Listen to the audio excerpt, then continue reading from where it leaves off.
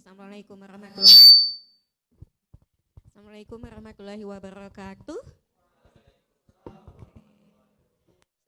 Selamat siang. Yang saya hormati Bapak Wakil Dekan Bidang Kemahasiswaan Fakultas MIPA, Pak Reza, kemudian juga Bapak Ibu dosen dan adik-adik mahasiswa yang sudah berhadir baik secara offline di Aula Einstein maupun secara online melalui Zoom ini. Nah, terima kasih banyak sudah meluangkan waktu di sela-sela yang ada mungkin lagi liburan atau sambil magang, sementara yang Bapak Ibu dosen mungkin sambil merekap nilai, sambil mikir ini nilai mau diapain, apakah mau diupload langsung apa gimana. Terima kasih sudah meluangkan waktu untuk berhadir dalam kegiatan kali ini. Perkenalkan, nama saya Utami dan di sebelah saya ada Mbak Anggini Oktaviana Putri. Kami berdua di sini selaku perwakilan PIC PKM Universitas Lambung Mangkurat. Dalam kegiatan ini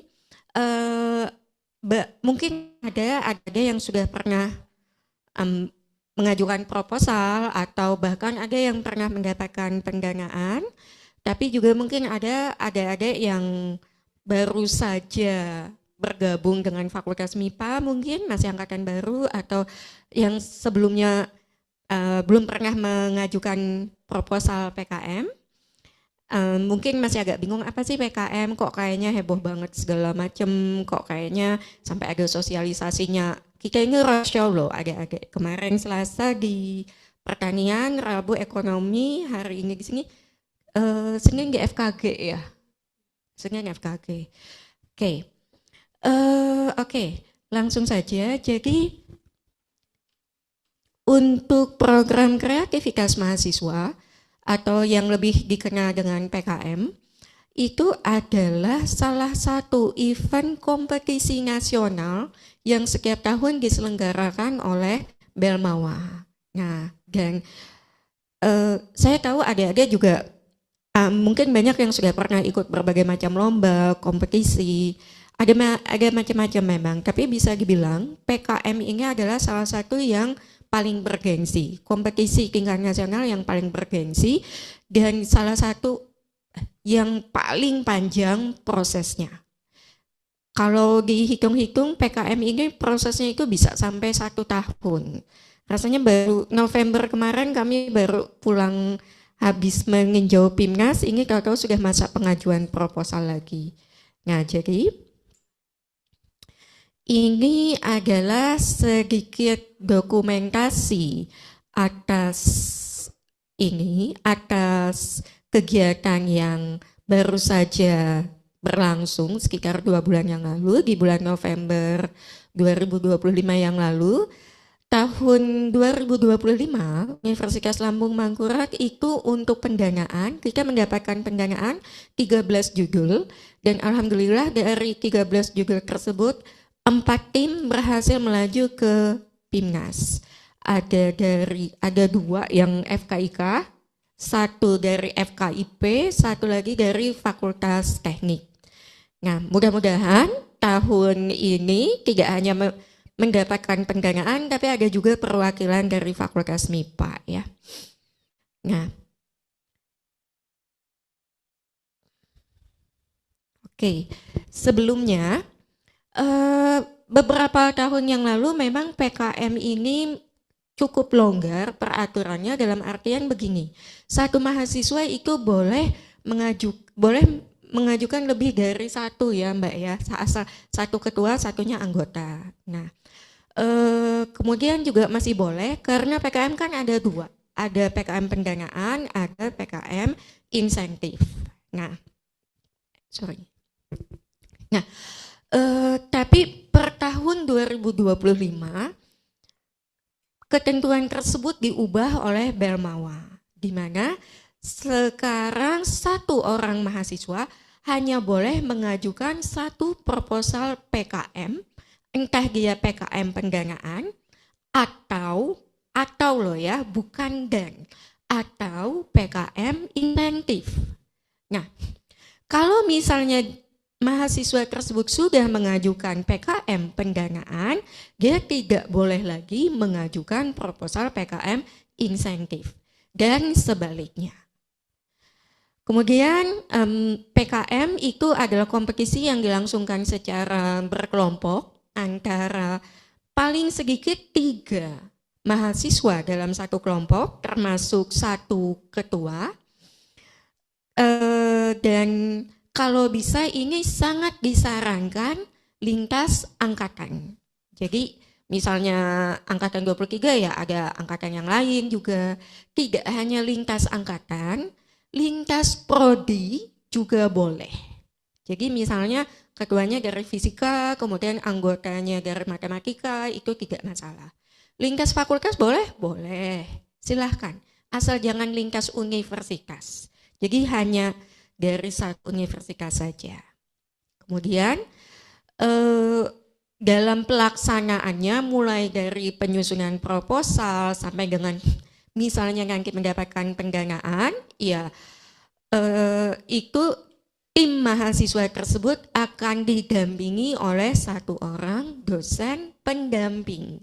Nah, dosen pendamping ini syaratnya apa? Tidak ada ketentuan bahwa si dosen harus lulusan S3 atau jabatan fungsional minimal lektor kepala atau skor SINTA minimal 300, tidak. Yang penting adalah dosen tersebut sudah memiliki NU PTK. Jadi ini teman-teman dosen-dosen yang mungkin masih angkatan baru, mudah-mudahan sudah ada semua NU PTK-nya. Kalau misalnya belum ada, tolong segera diproses supaya bisa mendampingi adik-adik mahasiswa dalam mengikuti PKM. Nah, kemudian, ini lagi tolong semenjak awal ini sudah harus jadi perhatian bahwa mulai tahun 2025, mahasiswa yang sudah mengajukan proposal PKM itu tidak boleh lagi mengikuti kegiatan P2MW atau PPK Ormawa. Jadi tolong kalau sekarang sudah ada, saya yakin ada yang sudah punya kelompok-kelompoknya sudah terbentuk, tolong pastikan bahwa komitmennya gimana nih sekarang. Karena kami tidak menginginkan waktu misalnya udah ngajuin proposal, kemudian juga sudah diumumkan dapat pendanaan, kegiatan baru mau mulai dilaksanakan, tahu-tahu ada yang mundur karena ikut yang PPK Ormawa misalnya, atau P2MW. Karena kalau misalnya ada yang mengundurkan diri, itu harus digantikan dan prosedurnya agak repot gitu loh, kayak kasihan kaliannya. Sudah mikir harus ngerjainnya juga harus mikir administratif semacam ini juga. Nah, makanya juga kalau bisa jangan sampai anggota kelompok itu hanya 3 orang. Karena takutnya overwhelm gitu loh. Ya jadi pembagian tugasnya jadi sulit, kalian juga jadi merasa aduh ternyata gini banget ya hidup gitu loh. Nah, kemudian kita tidak bisa memungkiri bahwa memang saat ini kita banyak sekali terbantu dan dibantu oleh artificial intelligence. Nah, apakah boleh? Boleh, tapi sekali lagi harus diingat bahwa yang mengerjakan proposal itu ya Anda, gitu loh. Anda dengan didampingi oleh dosen pendampingnya. AI itu hanya berfungsi sebagai tools yang mempermudah Anda, yang membantu Anda. Dan oleh Belmawa ini juga sudah diatur, sudah ada panduannya, silakan di situ ada linknya, ada tautannya, Anda bisa mengikuti aturan yang ada di sana.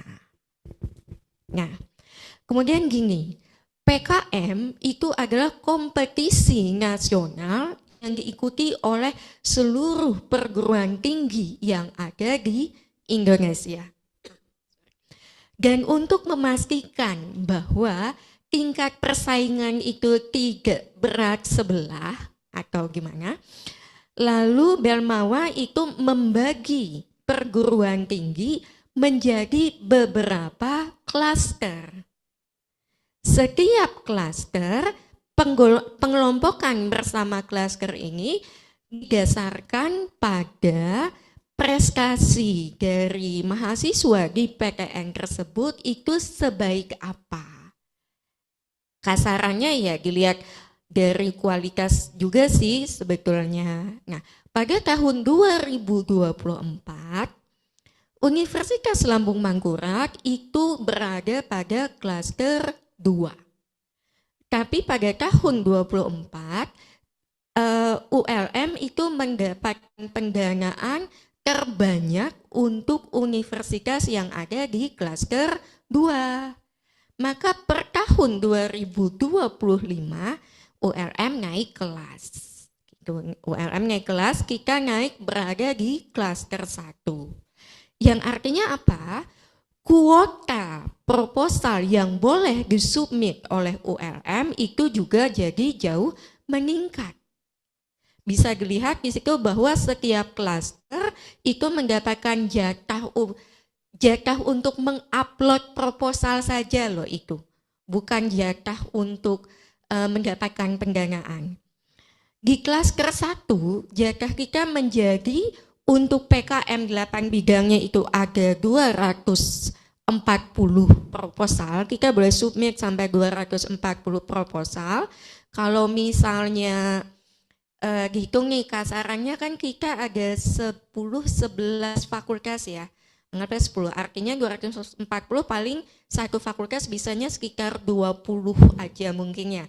20 sampai dengan 22. Sementara satu fakultas aja program studinya ada berapa. Kan? Jadi persaingan di tingkat internal pun juga sebetulnya sudah cukup ketat gitu loh.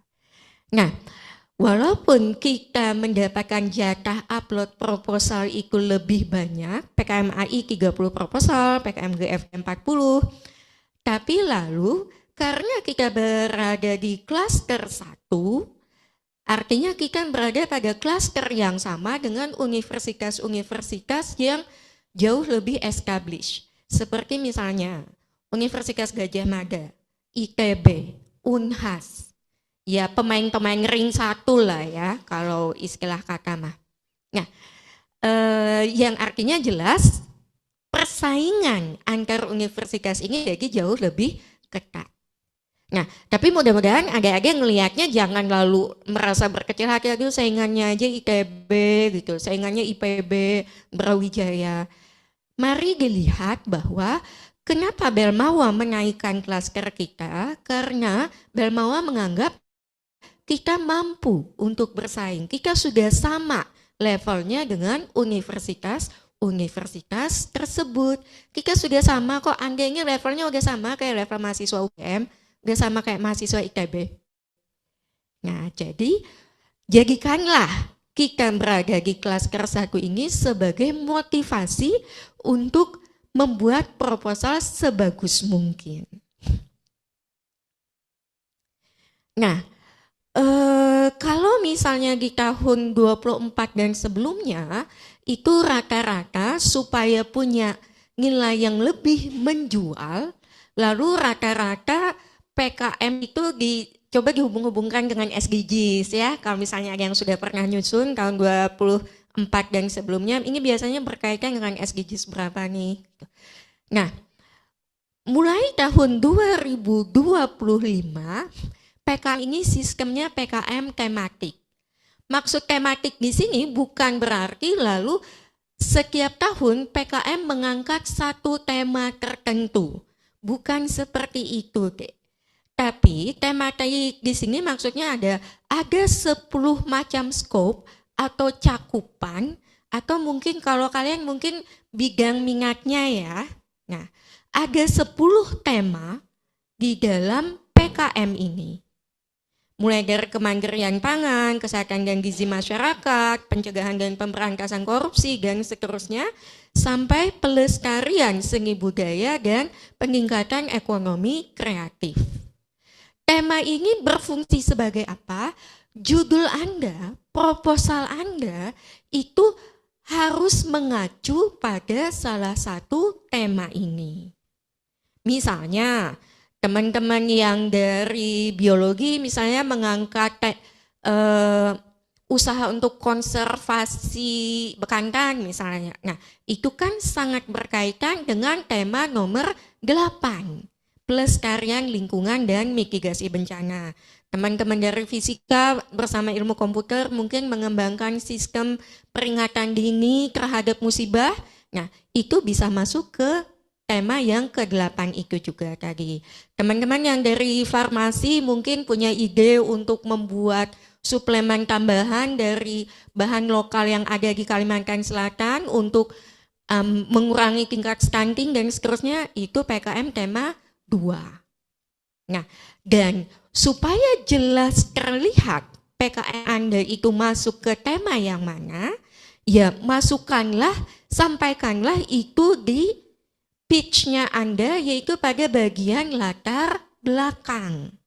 Atau ini saran dari juri nasional ya tahun lalu, kalau mau lebih eksplisit lagi, tambahkan satu subbab yang judulnya adalah tema PKM. Tuliskan bahwa proposal ini karena mengangkat permasalahan ini berkesesuaian dengan tema PKM yang nomor 5 misalnya, pencegahan dan pemberantasan narkoba. Untuk tema ini sendiri, hidup memang harus memilih deh ya. Jadi cukup hanya memilih satu saja. Ya. Nah.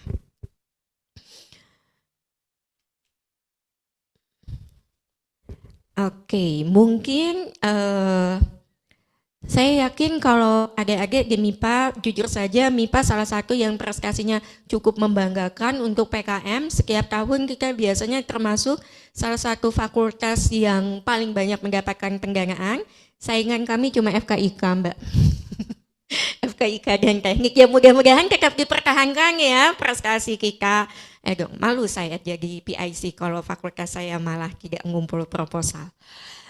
Nah, jadi sebetulnya saya yakin adik-adik di MIPA ini sudah tahu PKM itu ada PKM pendanaan, ada PKM insentif. Kalau untuk pendanaan, karena berbagai alasan, memang tahun 2025 pagunya itu jadi turun dari tahun sebelumnya. Belmawa itu kita boleh mengajukan sampai dengan 8 juta. Kemudian juga ada dana dari perguruan tinggi dan ini wajib harus ada. Nggak usah mikir, Bu kasihan ULM kalau saya minta duit, gak apa-apa memang tugas ULM ngasih duit ke kalian. Ya, kan kalian bayar UKT itu ya dipakai untuk begini-begini deh. Ambillah kembali UKT kalian. Nah untuk dana dari perguruan tinggi itu maksimal 2 juta. Kalau kadang-kadang mungkin ada, kalau misalnya Anda ada dalam PKM Anda mungkin ada mitra atau misalnya Anda mendapatkan bantuan dari pemerintah daerah, boleh nggak? Boleh, tapi maksimal 1 juta. Ya. Nah, itu adalah untuk yang pendanaan, sementara skema kedua dalam PKM itu adalah PKM insentif dan totalnya itu adalah 1,5 juta. Kita mulai dari yang PKM pendanaan dulu. Saya tidak akan terlalu mendetail karena saya yakin adik-adik yang angkatan baru pun juga saya yakin pasti pernah mendengar dari kakak-kakaknya yang pernah mengajukan proposal PKM. Nah, ada beberapa jenis PKM-nya. PKM riset eksakta yang pertama. Nah, biasanya adik-adik yang dari fakultas-fakultas saintek termasuk juga MIPA ini paling banyak memilihnya untuk PKM riset eksakta. Karena kan core kita kan memang penelitian ya. Gitu loh, apalagi mungkin yang anak kimia, anak biologi, ini kenapa nggak ada anak kimia ya, anak farmasi itu yang memang masuk lab gitu loh, senangnya milih kimia karena pengen masuk lab gitu loh. Nah, PKM riset eksakta itu juga dilihatnya dari keterbaruannya apa, state of the art-nya apa, apa sih inovasi yang ditawarkan di dalam riset Anda ini? Apa yang kreatif, apa yang membedakan dari ini Anda? Apa yang membedakan dari penelitian lain? Jadi jujur saja deh, kadang-kadang judul-judul PKMRE ini lebih wow dibanding judul skripsi loh. Nah, selanjutnya ada PKM Riset Sosial Humaniora, di mana yang menjadi objek riset itu adalah fenomena sosial dan perilaku manusia dalam kehidupan masyarakat. Nah, teman-teman yang dari sosial dan humaniora ya rata-rata lebih banyak di RSH. Tapi ya bukan berarti Anda tidak bisa ikut terlibat sama sekali. Bahkan kayaknya tahun 24 itu dari statistika malah dapatnya RSH gitu loh, seingat saya. Jadi tidak berarti dari MIPA tidak bisa ikut terlibat di dalam riset semacam ini. Apalagi teman-teman yang dari prodi matematika dan statistika itu pasti toolsnya akan sangat terpakai untuk mempelajari data yang diperoleh dari penelitian di bidang RSH. Walaupun saya sangat menyarankan kalau misalnya memang Anda tertarik di PKM RSH ini, ya kalau bisa lintas prodi. Ada juga teman-teman kalian yang dari fakultas yang memang betul-betul berkesesuaian. Selanjutnya ada PKM pengabdian kepada masyarakat. Nah, PKM pengabdian kepada masyarakat ini salah satu kesempatan saya kalau setahu saya beberapa prodi di Fakultas MIPA itu bahkan memperbolehkan kalau misalnya Anda mendapatkan pendanaan PKM-PM ini bisa dikonversi ke KKN. Kalau di kimia kemarin begitu. Saya tidak tahu, cuma seingat apakah di prodi lain juga, cuma kalau seingat saya MIPA salah satu yang sangat suportif untuk memberikan rekognisi semacam ini.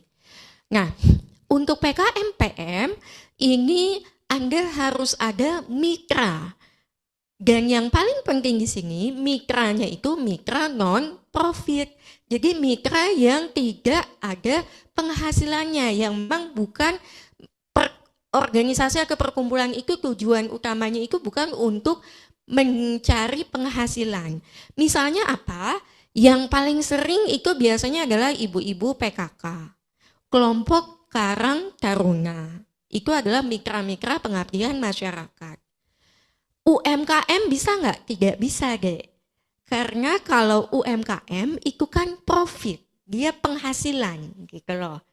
Nah, kalau misalnya Anda sebetulnya sudah ada pernah terlibat obrolan segala macam dengan misalnya pengusaha UMKM yang mengeluhkan, ini bisa tidak ya efisiensi proses saya bisa nggak ya pakai teknologi yang sederhana tapi lebih menguntungkan, dan Anda punya ide sebetulnya untuk membantu UMKM tersebut untuk menambah penghasilannya, itu masuknya ke PKM penerapan IPTEK. Nah, kalau IPTEK itu mitranya itu harus mitra profit, memang mitra yang mencari penghasilan gitu, UMKM, koperasi misalnya, atau mungkin kelompok penjual apa gitu, atau mungkin satu perusahaan sederhana, CV sederhana atau apa. Kalau mitranya itu memang punya tujuannya adalah penghasilan, ya kalau Anda bekerja sama dengan mereka itu bukan PKM pengabdian, tapi penerapan IPTEK. Nah, dan salah satu yang paling penting di sini adalah untuk PKM, PM, dan PI, kita problem oriented. Jadi jangan, logikanya adalah mereka punya masalah apa dan apa yang bisa Anda tawarkan kepada mereka untuk menyelesaikan permasalahan itu. Bukan Anda punya teknologi yang Anda tawarkan kepada mereka tanpa tahu permasalahannya apa. Itu yang paling penting kalau PKM PM dan penerapan IPTEK. Kemudian ada karya inovatif dan karsa cipta. Ini jujur sebetulnya yang peluangnya cukup besar, ini adalah teman-teman dari ilmu komputer dan fisika biasanya. Kalau karya inovatif, itu teknologinya sudah ada, tapi Anda lalu meningkatkan teknologi itu. Jadi memang produknya itu betul-betul bentuk teknologi nyata, bukan cuma prototipe yang model saja gitu loh. Sementara kalau karsa cipta ada permasalahan dan teknologi yang tepat memang belum ada. Makanya kalau KC itu dia masih bentuknya itu prototipe. Nah, ada mungkin ada juga, pasti ada nih sebetulnya yang punya keinginan untuk berwirausaha misalnya, atau sudah punya ide, oh saya sebetulnya tertarik ingin mengembangkan misalnya apa ya, misalnya cat rumah yang lebih ramah lingkungan, atau misalnya produk sasirangan dengan pewarna alami misalnya. Nah, itu cocok untuk dimasukkan ke PKM kewirausahaan.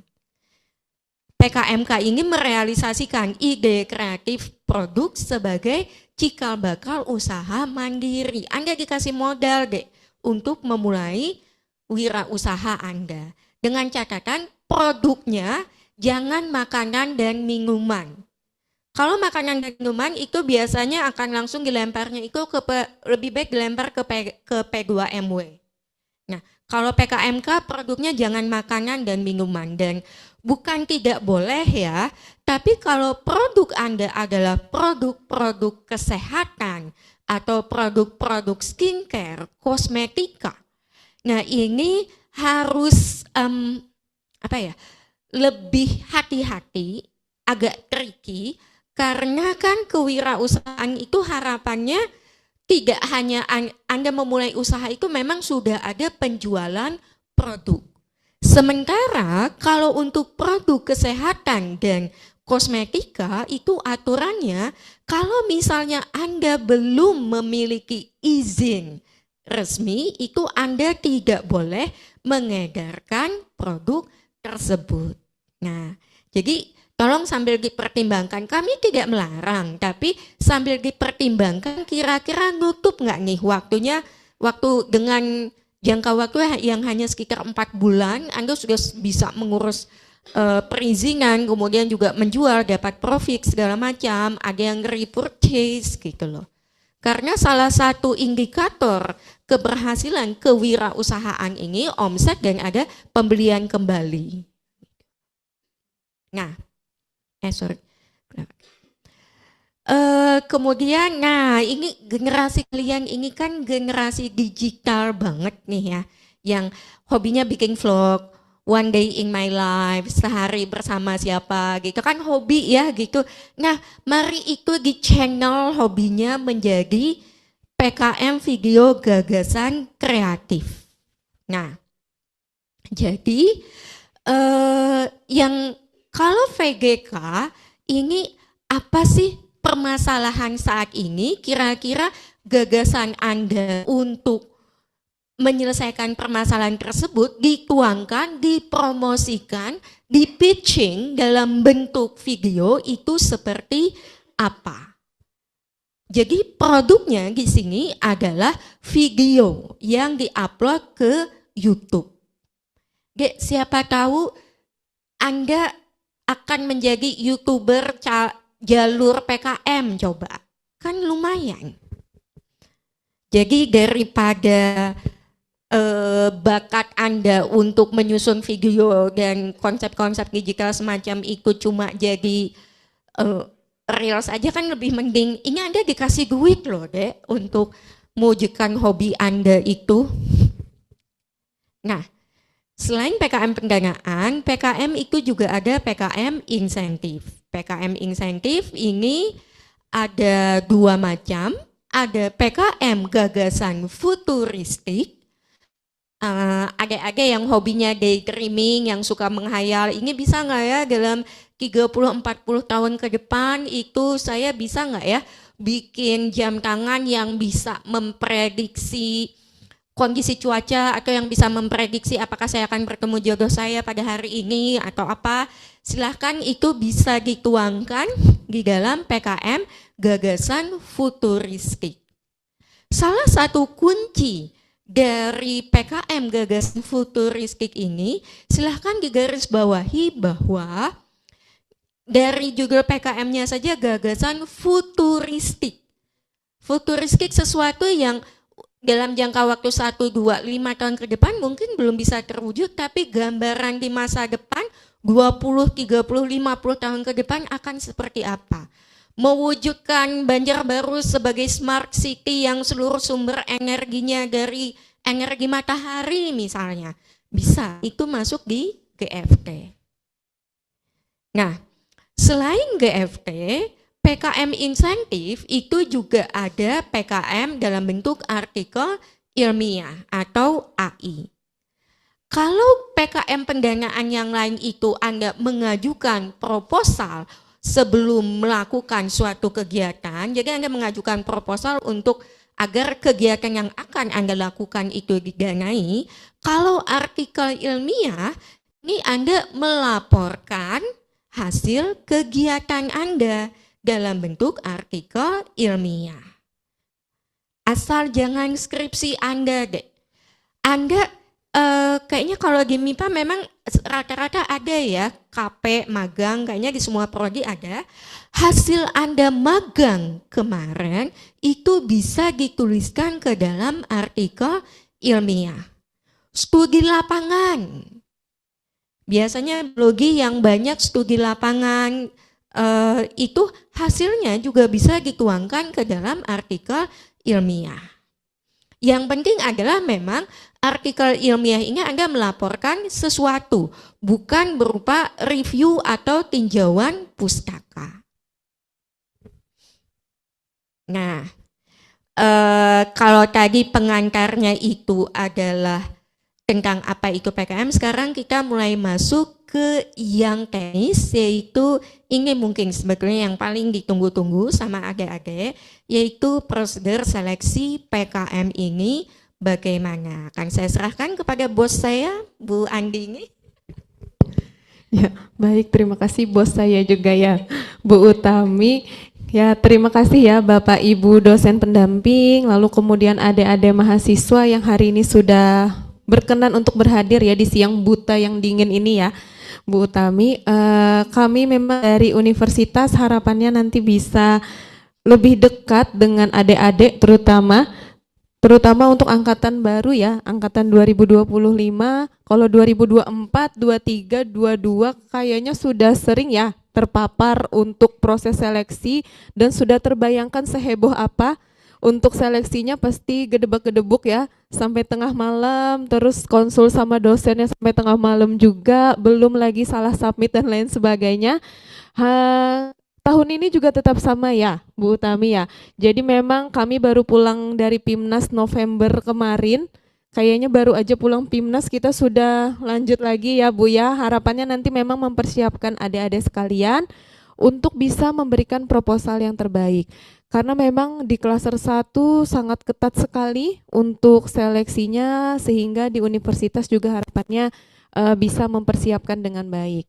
Pasti banyak juga pertanyaan ya, kok kayaknya tiba-tiba udah mau submit proposal aja nih gitu ya untuk tahap 1, padahal lagi asik-asiknya liburan nih, liburan semester kan, dosennya juga kemarin sibuk Bima ya Bu Utami ya, terus input nilai dan lain sebagainya. Jadi memang kami coba untuk memadatkan timeline karena informasi terakhir untuk seleksi katanya memang belum ketok palu di Belmawa, katanya bulan Maret sudah submit di Belmawa.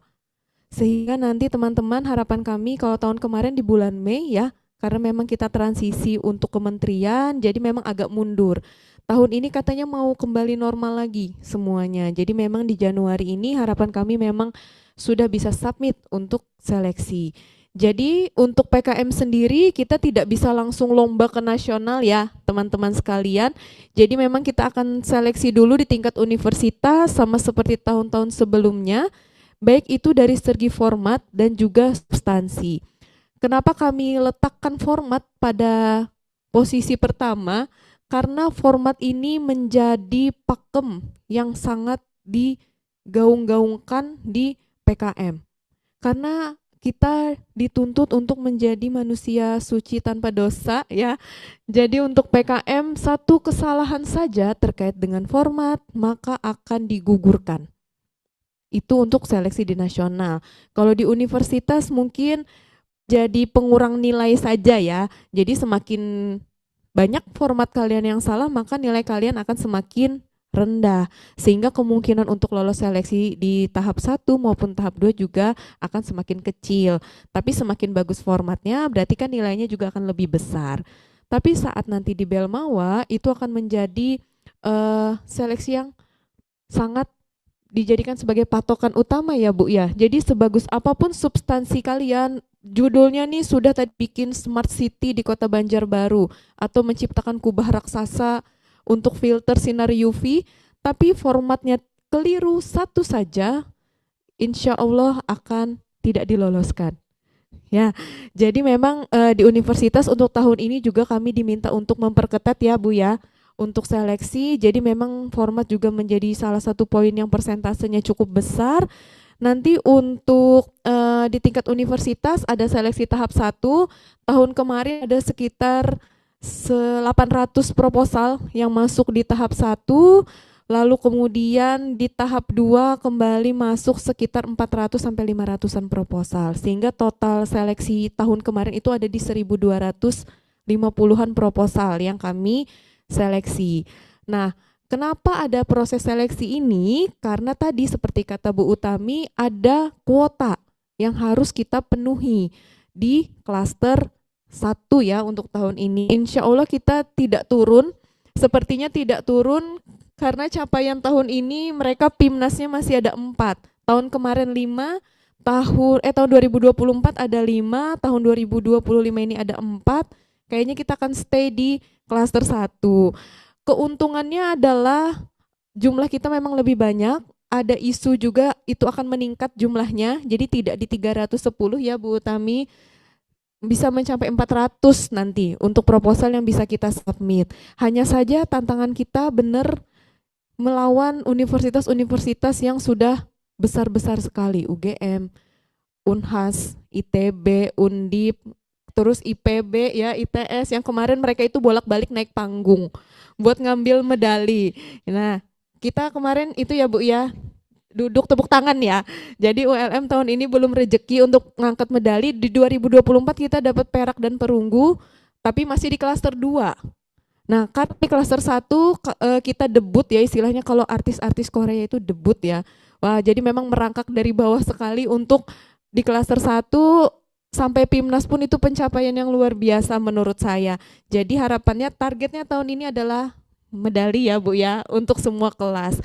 Jadi memang akan kami ketatkan untuk seleksi. Untuk seleksi memang nanti akan dimulai di bulan Januari, nanti timelinenya akan kami paparkan. Dan tidak perlu khawatir, kalau nggak lolos berarti harapan kami pupus lah. Jangan khawatir ya teman-teman sekalian, masih ada tahap 2. Jadi nanti di tahap 1 hasil review akan kami buka untuk teman-teman sekalian dan juga dosen pendamping ya Bu Utami, sehingga bisa dilihat apa sih kekurangannya berdasarkan hasil review dari reviewer. Untuk reviewer sendiri adalah reviewer internal dari ULM, tetapi beliau juga merupakan juri-juri di nasional ya. Seperti Pak Toto, misalnya beliau kan reviewer nasional. Lalu kemudian Pak Fauji, Pak Abdan, kemudian Bu Yusfi, Prof Yanti, ya, terus ada Prof Nardi juga. Beliau kan ikut mereview di nasional, sehingga insight-nya memang sudah PKM ini layak nggak sih untuk kita kirimkan berkompetisi di tingkat nasional. Nanti kalau teman-teman tidak lolos di tahap 1 atau misalnya nih ada yang masih belum sempat mungkin ya Bu ya, karena suasananya nih liburan banget ya masih, jadi bisa nanti ikut di tahap 2. Kalau misalnya nih kuota kita masih belum memenuhi, karena memang kami akan mensort, tidak langsung kami cut 310 misalnya, atau 240 pendanaan tidak, tapi kami cek satu-satu per judul kembali ya Bu ya. Jadi nanti teknisnya agar teman-teman tahu, nanti kami ranking sesuai dengan nilai kalian, tapi kami tinjau kembali. Oh yang di ranking ini cocok nggak nih untuk dikirimkan walaupun nilainya memenuhi ambang batas bawah, apakah memang layak atau tidak. Layak itu kan tidak hanya segi formatting ya, tapi juga substan dan kompetitif nggak sih ini di nasional gitu. Nanti akan kami exclude sehingga ada kemungkinan juga untuk tahap 3 kayak tahun kemarin. Tapi kayak tahun kemarin itu tahap 3 karena tiba-tiba kuota kita nambah ya. Kuota kami nambah jadi kami membuka peluang untuk ide-ide baru masuk. Akhirnya banyak ya Bu ya. Ide-ide yang baru bukan ide-ide yang sudah dimasukkan gitu. Jadi teman-teman harus optimis terus ya. Ini adalah awal perjuangan untuk seleksi di tingkat universitas. Jadi harapannya semangatnya tolong dinyalakan, harus menyala ya. ULM kan menyala ya. Ya, jadi mudah-mudahan nanti semangatnya itu bisa dibawa dalam seleksi PKM juga. Nanti setelah lolos di tingkat universitas, teman-teman akan submit ke Belmawa. Ini nanti akan kami dampingi terus, jadi nggak perlu khawatir kebingungan gimana ya cara submit ke Belmawa gitu. Terutama untuk yang baru saja mengajukan, jadi tetap akan kami dampingi dan juga nanti teman-teman akan dapat username dan password. Kalau sekarang nanti ada linknya ya, jadi nggak perlu submit ke Belmawa untuk yang tingkat universitas, tapi nanti setelah lolos di tingkat universitas maka boleh submit ke SIM Belmawa. Lalu pertanyaan lanjutan, ada sering nih ditanyakan, boleh nggak sih Bu mengirimkan 2 proposal, melempar jala istilahnya mun orang mau unjun, supaya tahu nih dapat iwak yang mana, gitu kan. Ya Bu ya, banyak sekali pertanyaan itu. Secara ketentuan sampai hari ini wajibnya 1 proposal saja di tingkat nasional. Tapi kami dari universitas membuka peluang bagi teman-teman yang memang Bu kayaknya saya punya 5 judul nih mau diajukan semua, dipersilahkan ya. Masukkan 5 judul, nanti kalau lolos 5-5-nya silahkan dipilih mau mengajukan 1 proposal yang mana ya. Jadi kami tidak mau menutup ide kreatif kalian gitu ya. Jadi silakan teman-teman keluarkan semua idenya ya. Pilih skema yang memang paling cocok dengan vibes-nya kalian seperti apa. Lalu kemudian nanti setelah submit ke SIM Belmawa ini juga tantangan banget ya. Jadi dari hari ini kami mohon izin akan menghantui kehidupan kalian ya, karena 24 jam kami aktif ya, melebihi admin Shopee ya Bu Utami. Bahkan kami pernah dipanggil Min ya, saking seringnya nge-WA. Permisi Min mau tanya katanya. Nah jadi kami izin mulai dari hari ini dulu ya akan sering menyampaikan informasi, nanti melalui VIC fakultas ada bantuan dari Pak WD3 langsung ya, informasinya nanti akan disampaikan di prodi-prodi. Kemudian nanti untuk seleksi tahap 1 Belmawa teman-teman kan submit nih proposal. Jangan lupa nanti pada saat submit proposal pastikan file yang disubmit adalah file yang paling terakhir dan sudah fix. Ya, karena kejadian teman-teman ya di nasional, cerita dari Prof. Suherman, beliau penilai di nasional juri, pada saat ngebuka ternyata file yang di-upload adalah yang masih ada tulisan review dari dosen pendampingnya. Di-upload lah sama mereka, idenya bagus, formatnya rapi, tapi filenya yang salah. Itu kayaknya yang bismillah fix upload gitu ya, judulnya bismillah assalamualaikum gitu-gitu kan ya. Nah pastikan yang paling update yang di-upload. Jadi nanti mungkin kami juga izin ya Bu ya dari akun operator akan memantau pergerakan kalian. Jadi jangan kaget kalau tiba-tiba misalnya Bu Utami ngechat, permisi Dek selamat malam di jam 11 ya, itu berarti ada yang perlu kalian perbaiki. Jadi memang kalau pada saat submit jangan tidur ya Bu. Ya, karena ada itu yang ketiduran ya Bu, ya nggak bisa submit karena ketiduran itu banyak. Ya sayang soalnya sudah lolos di universitas tapi tidak submit seperti itu. Nah nanti untuk seleksi tahap 1 Belmawa, jadi di Belmawa itu teman-teman ada 2 seleksi.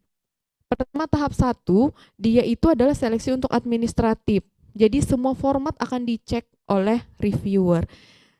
Nggak perlu susah ini reviewer, ngelihat halaman kalian harusnya Times New Roman, jadi Calibri aja itu akan langsung di-exclude.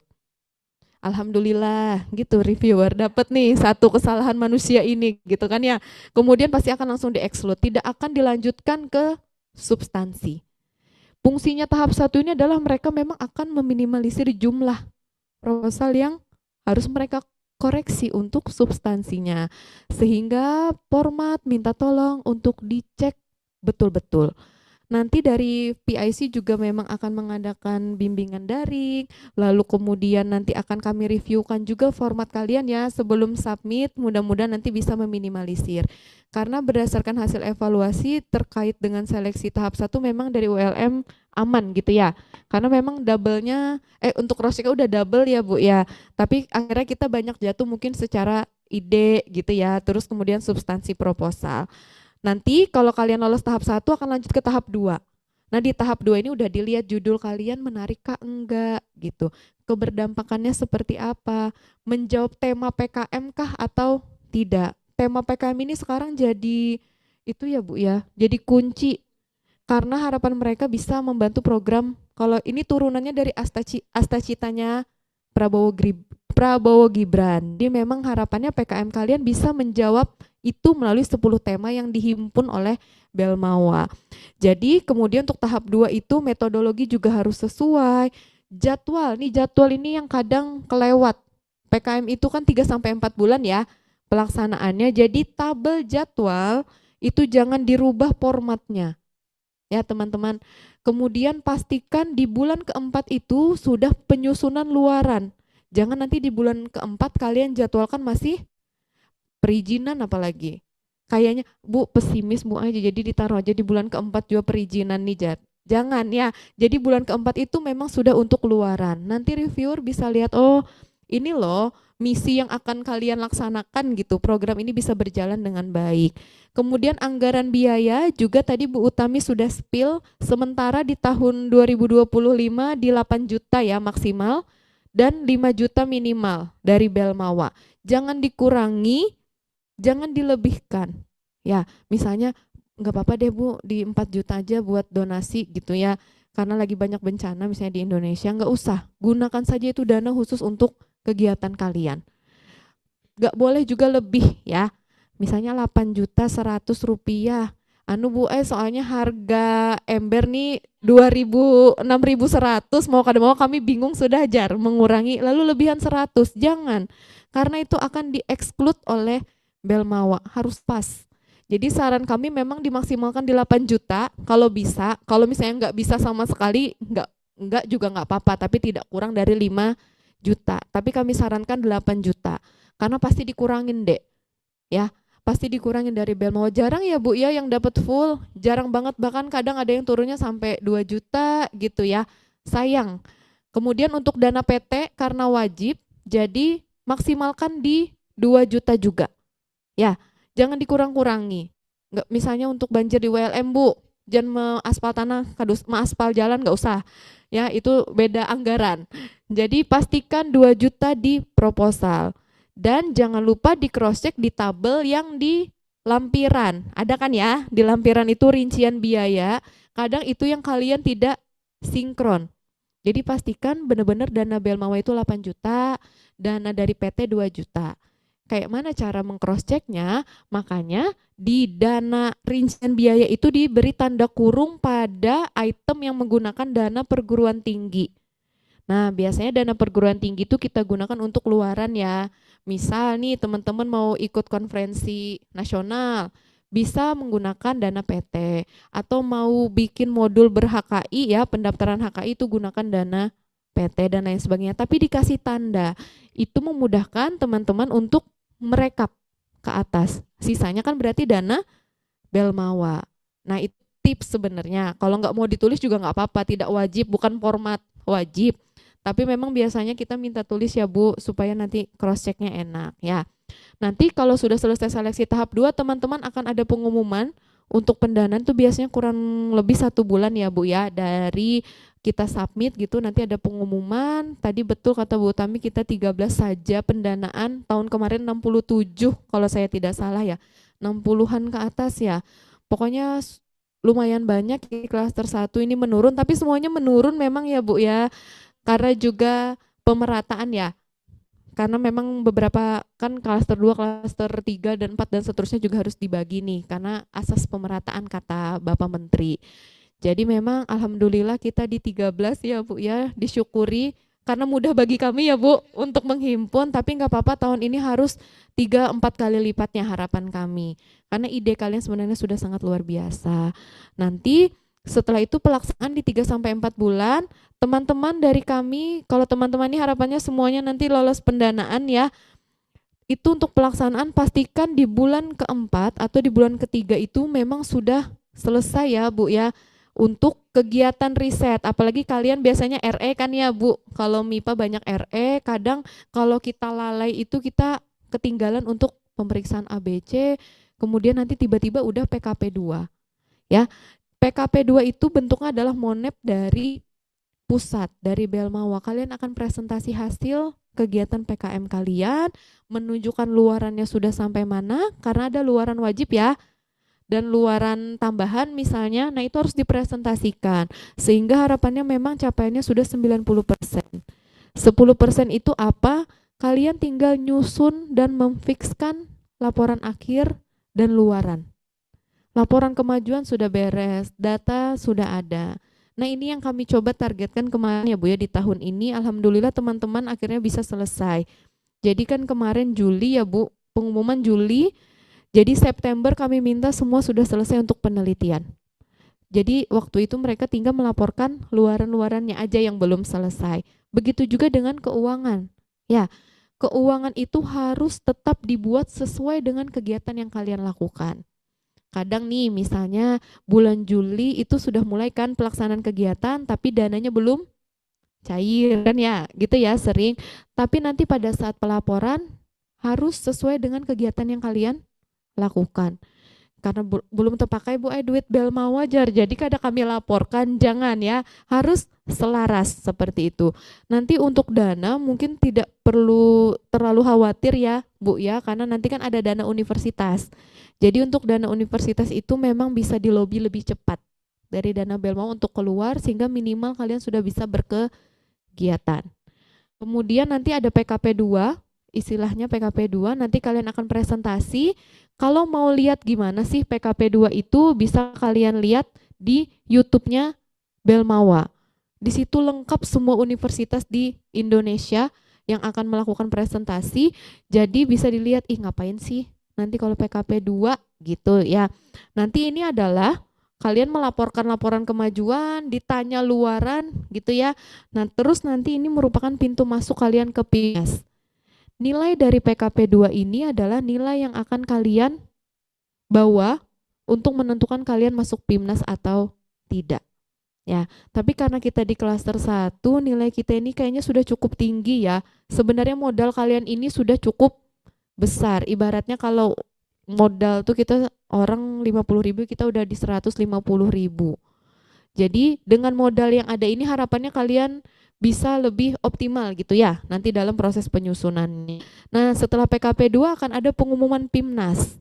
Nah di PIMNAS ini nanti lebih ketat lagi untuk administratifnya ya Bu Utami, poster ada ketentuannya, PPT ada ketentuannya, cara presentasi kalian juga akan dinilai ya. Terbayang beratnya ya? Iya, terbayang memang beratnya, tapi tidak apa-apa karena akan sebanding dengan nanti hasil yang kalian dapatkan. Mungkin tidak dalam bentuk uang, misalnya ya uang mungkin seberapa misalnya yang didapatkan karena habis buat kegiatan penelitiannya juga, tapi mungkin nanti bisa rekognisi ya Bu ya, pengalaman dan lain sebagainya, ini yang nanti akan kalian bawa ke dunia kalian setelah selesai perkuliahan. Karena kata Prof. Herman kemarin Bu Utami, beliau kalau wawancara LPDP dan lain sebagainya tuh nggak ada yang ditanya IPK-nya berapa. IPK itu kan syarat administratif, tapi beliau tanya kalian pernah ikut PKM nggak gitu. Karena kan beliau memang penggiat PKM ya. Jadi pada saat wawancara kalian ikut PKM nggak? Karena kata beliau kalau orang yang pernah ikut PKM itu berarti orangnya punya daya juang yang luar biasa. Karena memang ini programnya 1 tahun ya. Dari bulan ini sampai nanti kita ketemu di Oktober atau November ya untuk PIMNAS. Mudah-mudahan nanti saya lihat muka-muka kalian yang ada di sini ya. Di mana kita Bu rencana di Pulau Jawa katanya. Kemarin kami di Makassar, di sini nanti di Pulau Jawa nanti kita ketemu. Oke, ini nanti rangkaian kegiatannya. Nah, ini untuk ketentuan administratif PKM mungkin kami bahas secara umum, tapi untuk panduan memang belum resmi keluar teman-teman dari Belmawa. Mungkin nanti sekitar bulan Maret baru ada sosialisasi, panduan 2026 akan di-launching. Tapi secara garis besar tidak ada perubahan yang berarti, tapi jika pun ada perubahan pasti akan kami sampaikan kembali. Kayak kemarin kan ada perubahan ya, di 2024 ke 2025 itu NUPTK. NUPTK. Jadi memang gedebak-gedebuk dosennya yang belum punya harus ngurus gitu ya. Jadi bisa diurus dari sekarang kalau Bapak Ibu belum ada NUPTK-nya. Kemudian perubahan pada format pernyataan, tanda tangan, tapi dia tidak mayor gitu perubahannya. Jadi kalau ada perubahan pasti akan kami informasikan. Nah, ini untuk PKM pendanaan. Jadi memang kalau PKM ini agak tricky sekali ya. Memang ya itu tadi harus suci dalam pikiran, perkataan, dan perbuatan. Jadi memang hal-hal yang seperti ini minta tolong nanti diperhatikan oleh teman-teman. Yang pertama adalah tidak salah kamar. Salah kamar itu misal kalian maunya PKM, ini yang paling sering salah kamar nih, maunya PKM PM. Tapi mitranya adalah peternak sapi. Terbayang kan? Harusnya dia PKM apa? PKMPI kan. Nah, itu yang paling sering salah kamar ya, Bu ya. Kalau RE dan RSA kayaknya jarang karena perbedaannya nyata gitu ya. Satunya di lab, satunya ketemu sama manusia gitu kan. Nah, kalau PM dan PI ini yang sering salah kamar sama KC dan KI. Ya, bingung gitu. Ah, kalau KC ini ngapain, KI ini ngapain? Padahal bedanya memang kalau KC hanya karsa cipta kan, jadi lebih ke prototipe ya Bu ya. Kalau KI itu barangnya udah ada.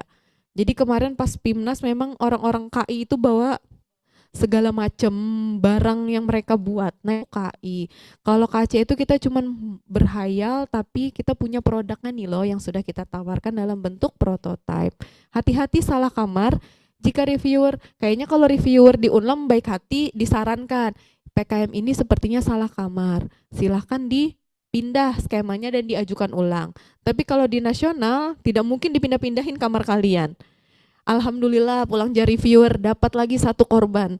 Ya, langsung di exclude. Jadi tolong perhatikan benar-benar terkait dengan ini. Kemudian judul maksimal 20 kata. Jadi yang udah punya proposal silakan hitung judulnya. Udah 20 kata atau belum?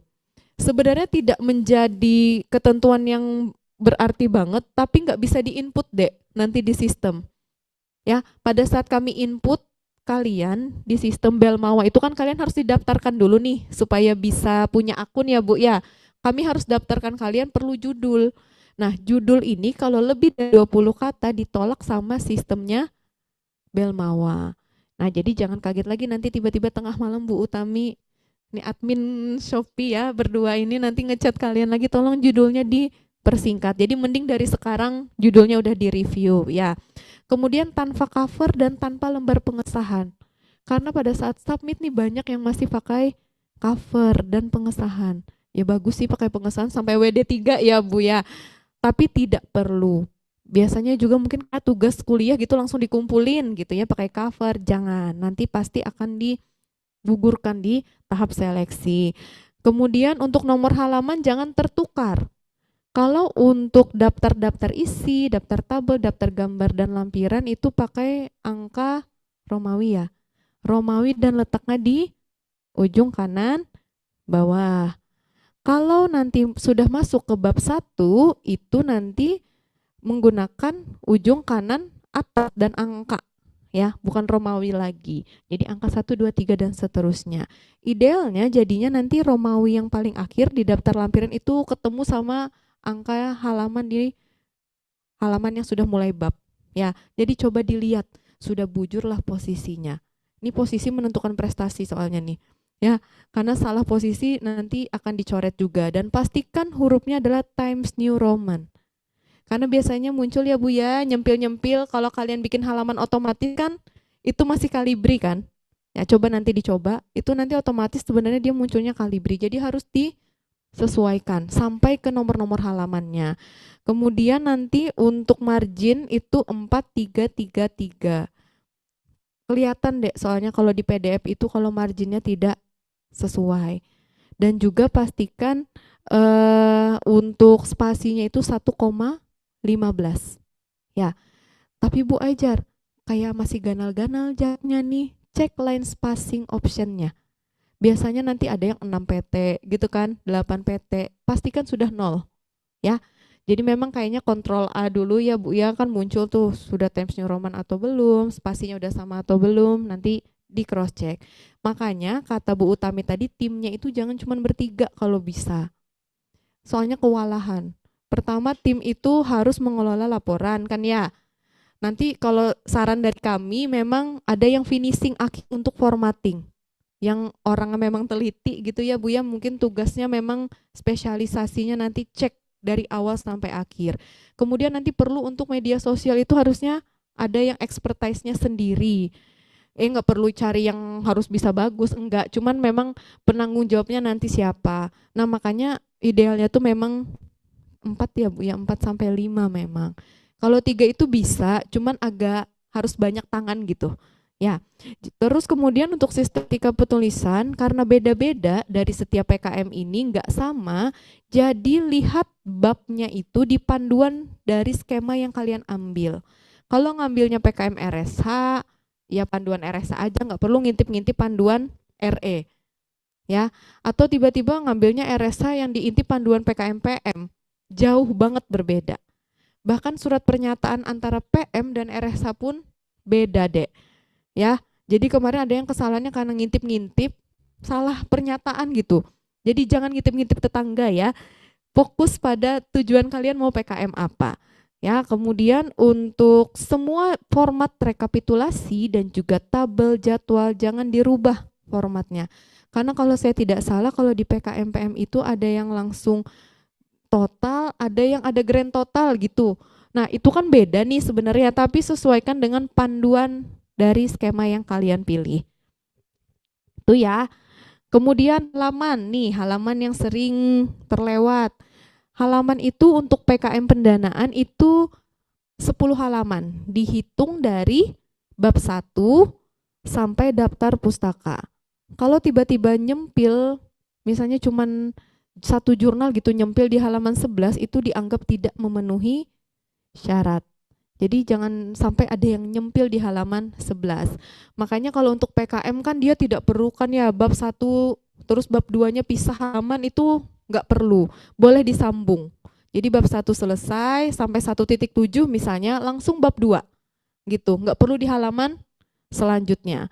Fungsinya adalah untuk menghemat kertas. Menghemat halaman ya Bu ya. Karena lumayan tuh satu paragraf hilang aja bisa menaikkan paragraf-paragraf lainnya. Jadi harus 10 halaman, lalu kemudian gunakan Harvard Style sesuai buku panduan. Karena pada saat teman-teman nih pakai Mendeley kan ya, lebih cepat kan atau Mendeley atau citasi sistem untuk penyusunan citasi lainnya, tapi memang harus tetap ikut panduan.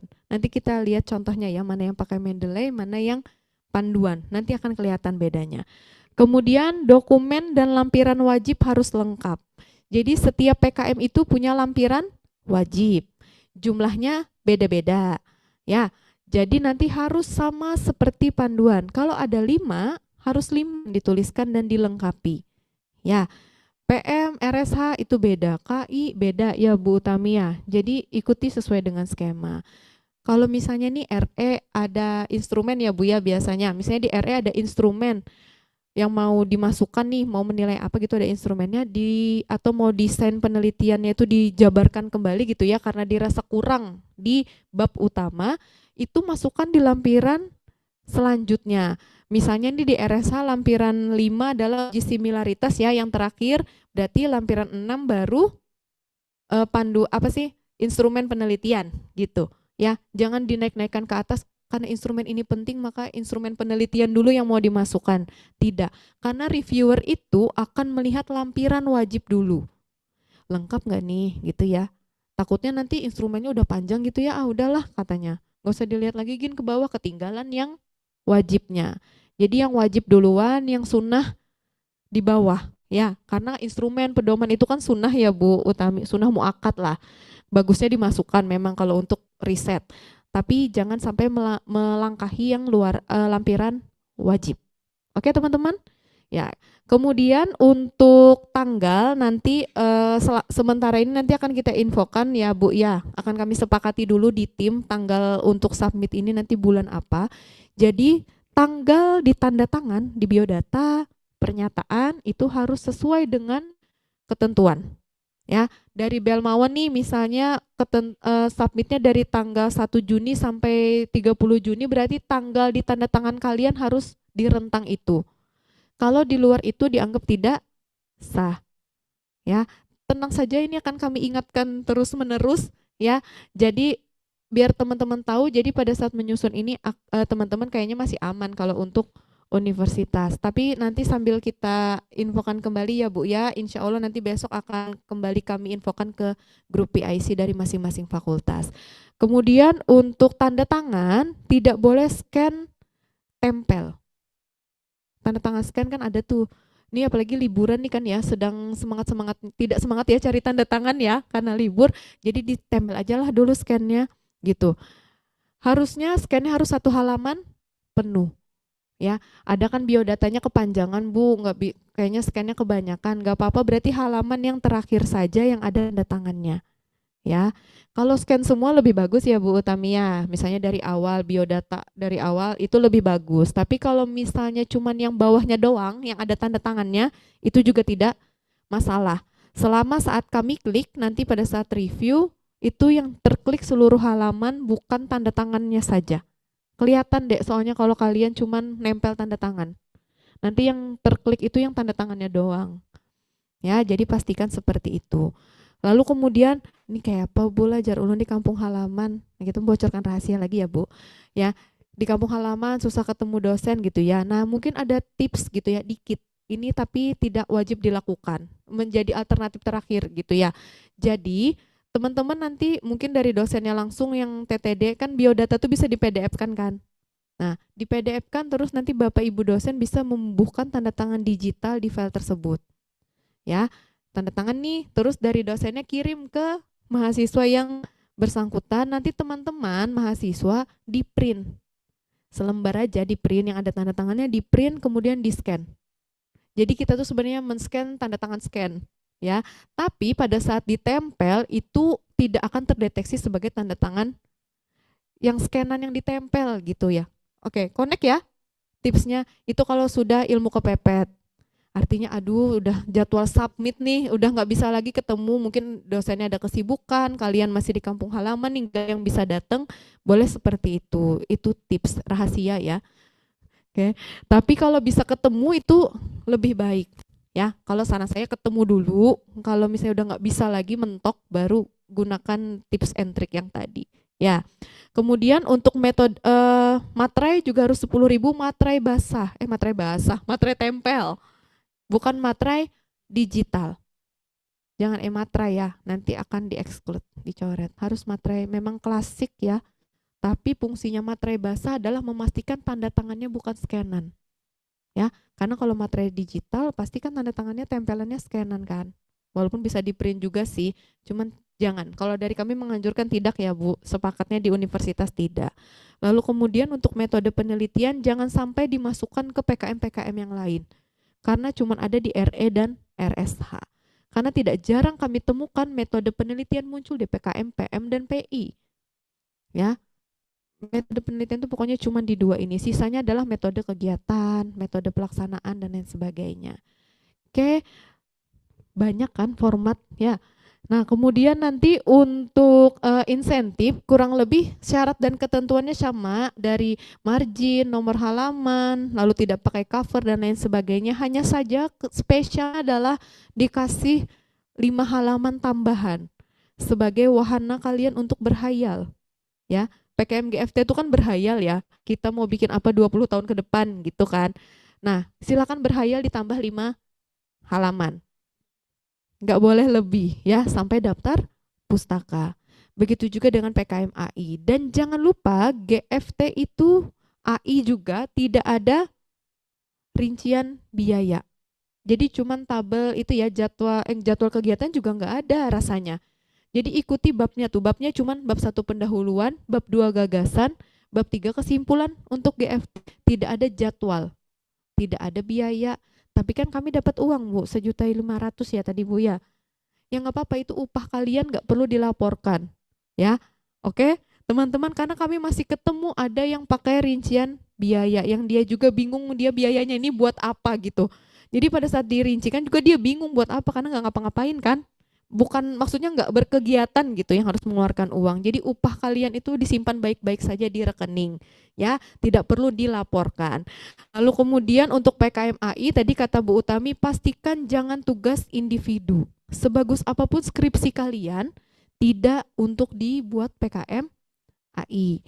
Itu pertama. Yang kedua, mungkin bisa nih yang kemarin RE gitu ya Bu ya, artikelnya belum publish artikel gitu ya, bisa dimasukkan lagi di PKMAI sebagai artikel ilmiah, siapa tahu dapat insentif ya Bu ya. Misalnya PKM-nya bagus nih, hasil pendanaan kan, tapi belum publish gitu di jurnal manapun, kemarin cuman bikin artikelnya doang, boleh dimasukkan kembali untuk PKMAI. Lumayan kan ya kalau bisa lolos, karena kan kemarin sudah lolos pendanaan judulnya, harusnya di AI dapat nih insentifnya ya, untuk teman-teman yang udah punya. Oke, kemudian ini nanti boleh dibaca sendiri, nanti file ini juga akan kami kasih ya ke kalian untuk menjadi panduan, sehingga nanti ini adalah bab-bab yang harus ada di masing-masing proposal. Jadi jangan ada yang terlewat dan tidak boleh dirubah-rubah redaksionalnya. Misalnya tiba-tiba mau metode pelaksanaan jadi metode kegiatan, jangan. Pokoknya harus sama persis, tumpah-tumpah persis seperti panduan. Ya. Nah, ini untuk daftar lampiran. Nah, seperti kata saya tadi kan beda-beda ya. Kalau PM lebih banyak memang, karena ada pernyataan mitra dan lain sebagainya. Kalau untuk misalnya nanti PKM RE kalian susun itu sampai 5 hasil Turnitin kan. Nah, ini wajib sekarang untuk hasil uji Turnitin. Mungkin yang pengalaman tahun sebelumnya sudah lumayan gedebak-gedebuk juga ya Bu ya untuk Turnitin ini, karena nggak boleh lebih dari 25%. Jadi memang semakin sering kalian memparafrase kalimat, tidak cuman copy-copy dari jurnal gitu, itu semakin mungkin untuk tidak plagiasi. Jadi memang harus dirubah-rubah deh kalimatnya. Kadang kan copy aja dulu gitu ya, itunya referensi-referensinya, isi-isinya di copy, tapi coba diparafrase sehingga nanti teman-teman akan bisa rendah untuk uji Turnitinnya. Oke, kemudian ini untuk contoh daftar pustaka yang memang sesuai dengan panduan yang di atas, yang di bawah ini adalah kesalahan yang sering terjadi. Sebenarnya tidak salah. Kalau dia pakai Mendeley kan bener nih, gini ya tampilannya, dia pakai tanda kurung, nama jurnalnya ada, terus kemudian judulnya benar, tapi secara format di PKM itu dianggap tidak sesuai. Jadi coba lihat bedanya di mana. Yang pertama, untuk nama, kalau biasanya kan kita boleh nulis at all kan ya, kalau jumlah penulisnya misalnya lebih dari 3. Nah, kalau untuk PKM mau penulisnya 10, tulis 10-10-nya. Nah, ada 20, tulislah 20-20-nya. Ya, jadi nanti diakhiri dengan kata dan. Dan ya, bukan simbol dan, bukan n. Misalnya ingin ke Inggris-Inggrisan tidak perlu. Jadi cukup dan. Dan jangan lupa titik komanya dilihat. Misal nih, Abdel Patah, koma F, titik koma. Ini kan nama belakang ya. Kayak nama belakang. Tapi nanti ada yang namanya itu dua huruf lagi kan ya, nama depannya 2 huruf. Misalnya kayak saya kan Andini Oktaviana Putri, berarti kan Putri AO kan harusnya. Nah, jangan lupa pisahkan A dan O-nya dengan titik.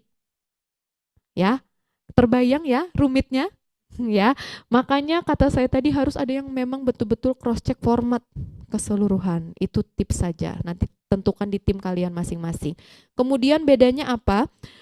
Untuk volume dan nomor jurnal itu harus menggunakan titik 2, bukan koma. Nah, jadi memang harus diedit manual teman-teman.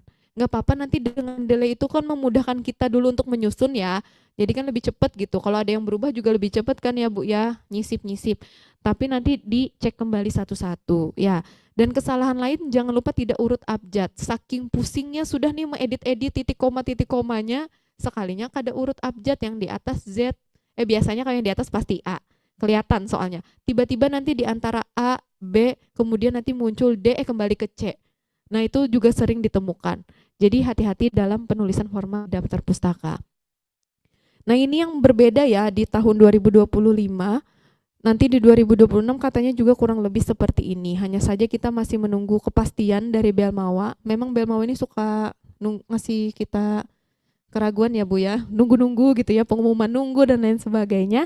Jadi nanti pastikan teman-teman untuk biodata sudah menggunakan NIM di bawah nama kalian.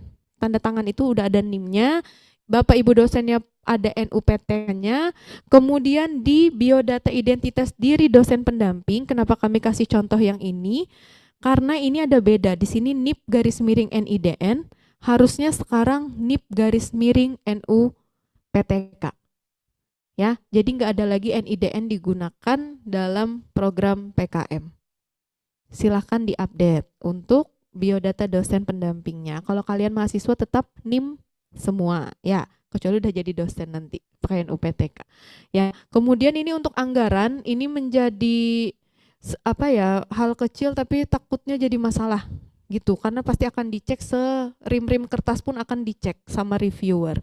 Sudah bagus nih sampai bawah aman, dapus lewat gitu ya, lampiran aman, tiba-tiba anggaran ketemu kertas 3 rim. Alhamdulillah pulang jadi reviewer dapat lagi nih cara untuk menjatuhkan ya. Jadi nanti pastikan kalau kalian mau merujuk publikasi ilmiah itu boleh dianggarkan. Jadi misalnya penelusuran referensi gitu boleh. Kadang kan ada yang berbayar ya. Kalau repository itu boleh, tapi pastikan punya bukti bayarnya. Jangan dianggarkan kada ada bukti bayar. Bingung nanti pada saat LPJ.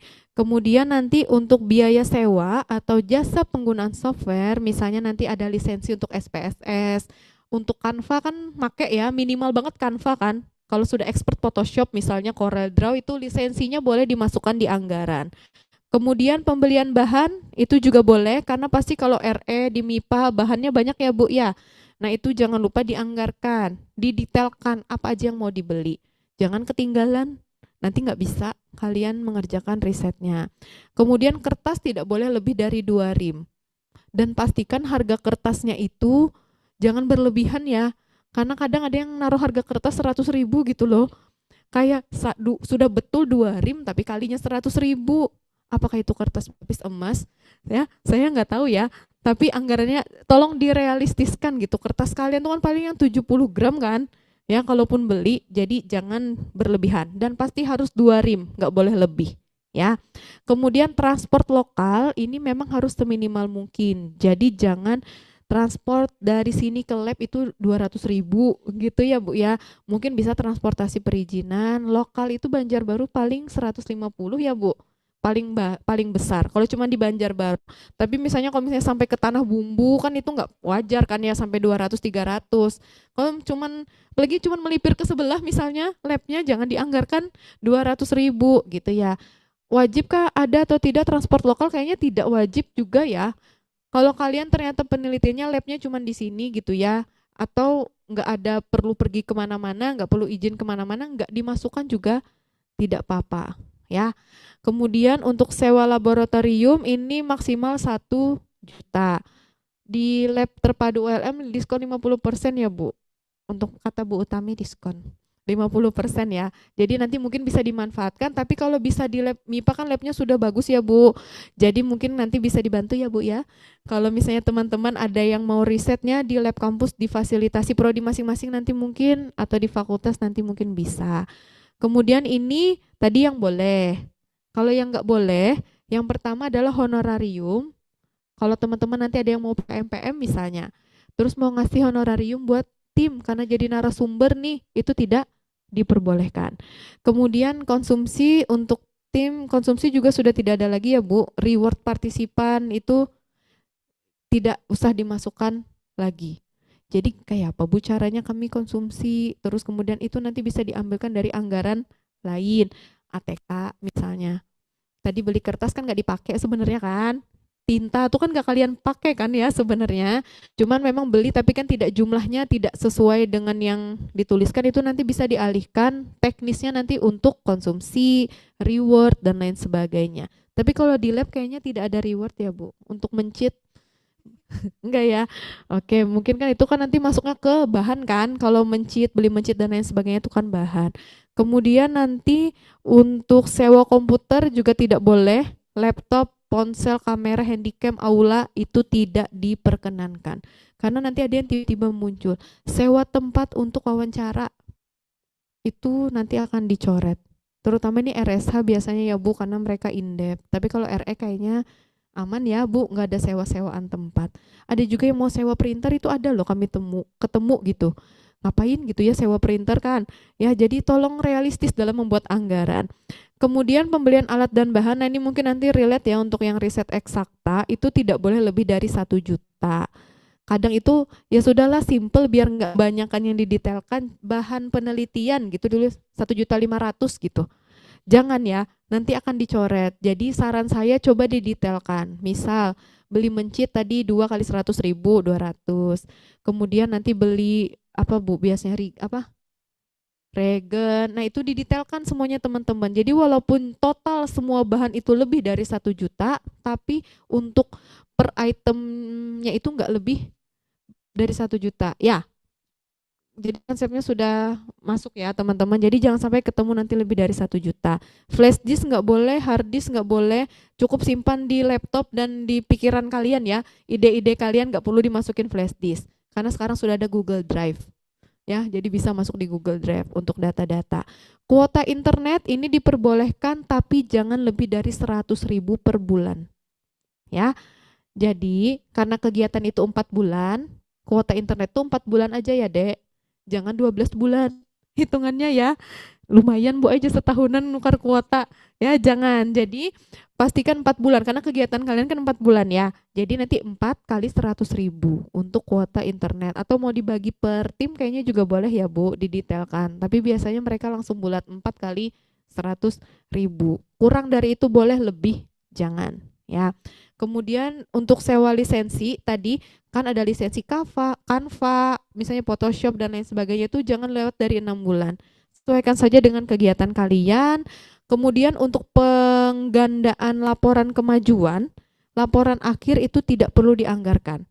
Tapi penggandaan instrumen boleh. Misalnya fotokopi kuesioner pre-post, kalau dia mau PKMPM itu masih boleh dimasukkan. Tapi kalau penggandaan dan penjilitan laporan akhir, jar bel mawas siapa yang menyuruh?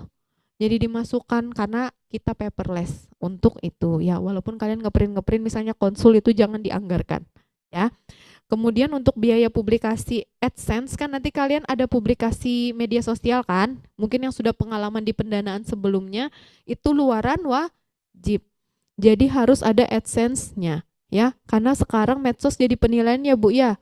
Pada saat PKP 2 itu ditanyakan, ini medsosnya berapa followersnya, ini ngapain aja di medsosnya selain luaran konten wajib, dia kan ada konten wajib ya. Nah yang tidak wajibnya ngapain itu dijadikan penilaian ya Bu.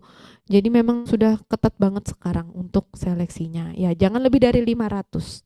Kalau saran saya kalau tidak terhandle kebanyakan medsos, kadang ada yang banyak banget masukin TikTok, Instagram, Facebook, semua medsos dia dimasukkan di dalam proposal.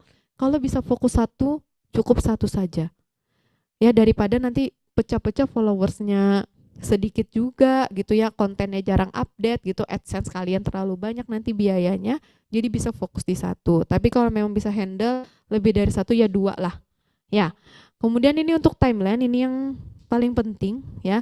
Jadi untuk timeline pelaksanaan PKM ini memang dari Desember itu sebenarnya kami sudah bersurat ya Bu ya ke wakil dekan masing-masing fakultas untuk pelaksanaan PKM dan juga menginfokan terkait dengan timeline ini. Saat ini memang sedang periode sosialisasi, akan berakhir di tanggal 12 Januari. Alhamdulillah MIPA termasuk fakultas yang berkenan untuk kami datangi, ketemu hari ini ya, walaupun di suasana liburan seperti ini. Jadi nanti setelah itu akan dilanjutkan dengan seleksi di tingkat universitas. terkait dengan workshop penyusunan bagi dosen pendamping dan juga bagi mahasiswa ini jadwalnya masih tentatif karena kami masih berkoordinasi dengan reviewer. Memang dari arahan dari beliau untuk 13 dan 14 mungkin belum dulu dilaksanakan. Sepertinya akan menunggu panduan launching saja, kata beliau, supaya nanti nggak 2 kali, nggak bolak-balik kita ketemunya. Jadi sementara ini teman-teman diarahkan untuk menyusun sesuai dengan panduan tahun 2025. Ya, kemudian nanti di 15 sampai 18 ada waktu 4 hari untuk submit. Kita akan seleksi tahap 1, dimulailah perjuangan kalian ya, teman-teman. Nggak apa-apa pelan-pelan, tapi agak yang penting dikerjakan gitu, sehingga nanti bisa di submit di tanggal paling akhir di 18 Januari 2359. Dan kami infokan juga nanti Google Form-nya akan kami tutup pas di jam 2359 ya. Jadi jangan lagi ada yang chat misalnya, Bu minta tolong dibukakan, karena itu ada ya Bu ya. Tahun kemarin, Bu kami mohon tolong dibukakan Bu, sebenarnya kami ingin gitu ya. Kalau ingin berarti submitnya sebelum jadwal. Karena nanti pada saat kalian submit di Belmawa tidak bisa kita mohon-mohon ya, karena nggak tahu juga kemana kan. Soalnya mau mohon-mohonnya itu ke siapa tidak bisa. Sehingga di universitas juga akan kami berlakukan sistem yang sama. Kemudian nanti untuk untuk unggah, kalian punya kesempatan beberapa kali bisa submit ya Bu ya. Jadi misalnya udah submit nih, yakin banget di tanggal 15, tiba-tiba kayaknya ada yang salah nih gitu ya, pas dicek lagi boleh tetap submit ulang. Nanti kami akan sort by-nya sesuai dengan jam dan waktu kalian upload. Jadi kami pasti ambil proposal yang paling baru ya. Jadi pokoknya peluang kalian tuh sebenarnya di universitas cukup besar untuk bisa berkompetisi, jadi tolong dimanfaatkan. Kemudian nanti di tanggal kami review ya, nanti 28 Januari pengumumannya. Jadi memang waktu review cukup panjang ya Bu ya, karena harus mereview sekian ratus proposal pastinya. Nanti insya Allah pengumuman akan diumumkan di tanggal 28. Jika memang masih belum memenuhi kuota, pastinya kami akan membuka tahap 2. Kayaknya pasti buka deh tahap 2. Jadi tetap optimis aja ya teman-teman untuk bisa berproses dengan baik. Jadi nanti di bulan Februari akan kami umumkan untuk seleksi tahap 2. Harapan kami sih sampai 2 aja ya Bu. Ya kan? Karena nanti kalau di 3 itu sebenarnya sudah agak kurang lebih sama aja sebenarnya. Mudah nanti ide-ide bagus kalian bisa terjaring di tahap 1 dan tahap 2. Kemudian nanti di tanggal 4 sampai 8 Februari akan kami lakukan penilaian. Nanti di pertengahan Februari sebelum Valentine ya. Ya, biar nanti kalian bisa Valentine nanti ada pengumuman ya. Terus kemudian nanti di bulan Februari setelah pengumuman akan kita lakukan pembimbingan. Pembimbingan ini nanti dari dosen pendamping pastinya harus berproses terus. Kemudian dari kami juga nanti ada menawarkan bimbingan daring ya Bu, kayak tahun kemarin juga. Nanti reviewernya siapa yang bisa. Ya kan Bu, nanti ibu-ibu ini akan buka jadwal ya. Siapa yang mau konsultasi silakan, nanti ada reviewer lain juga. Siapa tahu misalnya mau coba nih kayak Bu Tami kan mungkin RE-nya bagus banget gitu ya. Kayaknya mau coba ke juri yang PM deh gitu. Siapa tahu ngelihat RE kami ini kadang bagus loh melihat sudut pandang itu dari orang yang berbeda gitu ya. Boleh dipersilakan dipilih nanti reviewernya mau siapa. Tapi harus siap di komen ya. Teman-teman, jadi mudah-mudahan nanti bisa berpartisipasi aktif. Nanti juga kami reviewkan formatnya, tunggu pengumumannya. Jadi nanti setelah seleksi tahap 1 dan tahap 2 selesai, teman-teman yang lolos di tingkat universitas kami mohon izin untuk mengundang ke grup.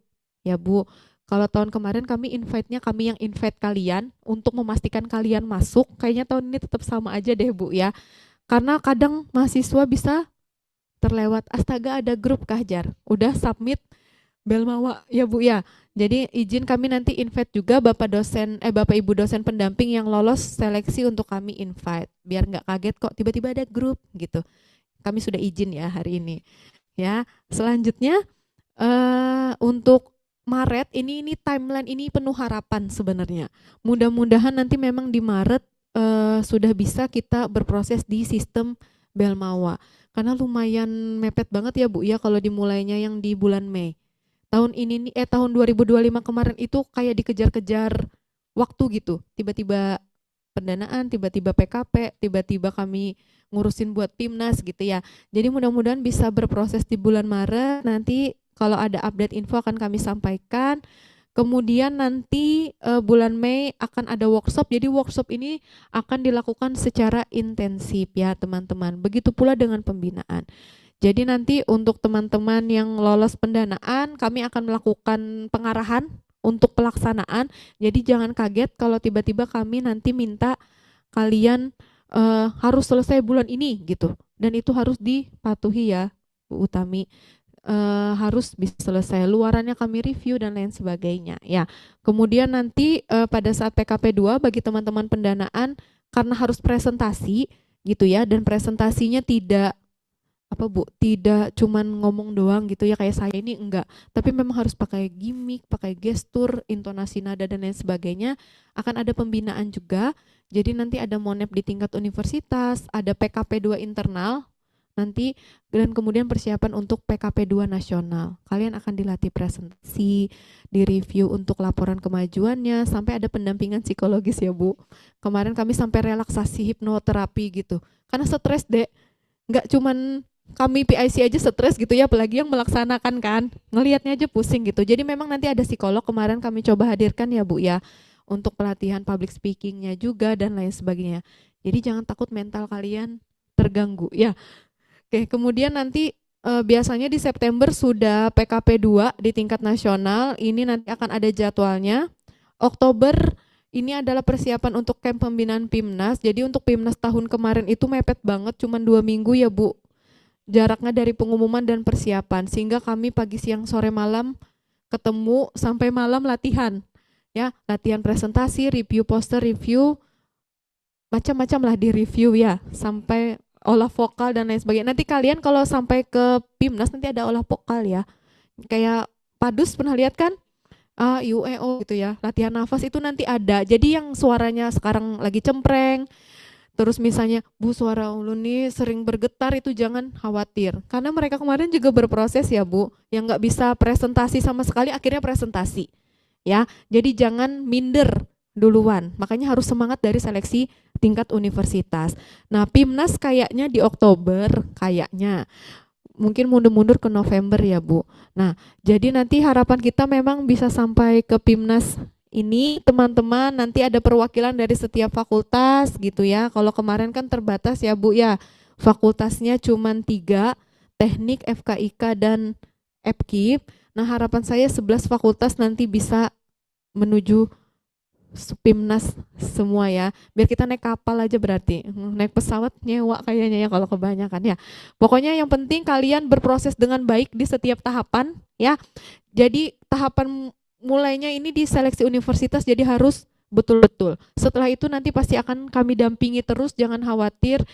Kalian nggak tidur, kami lebih nggak tidur ya Bu ya, karena gugup gitu ya, memastikan bahwa kalian memang harus submit dan bisa lolos di pendanaan dan juga ke PIMNAS ya. Oke, mungkin itu dari saya Bapak Ibu dan teman-teman sekalian. Ini link tree-nya ada.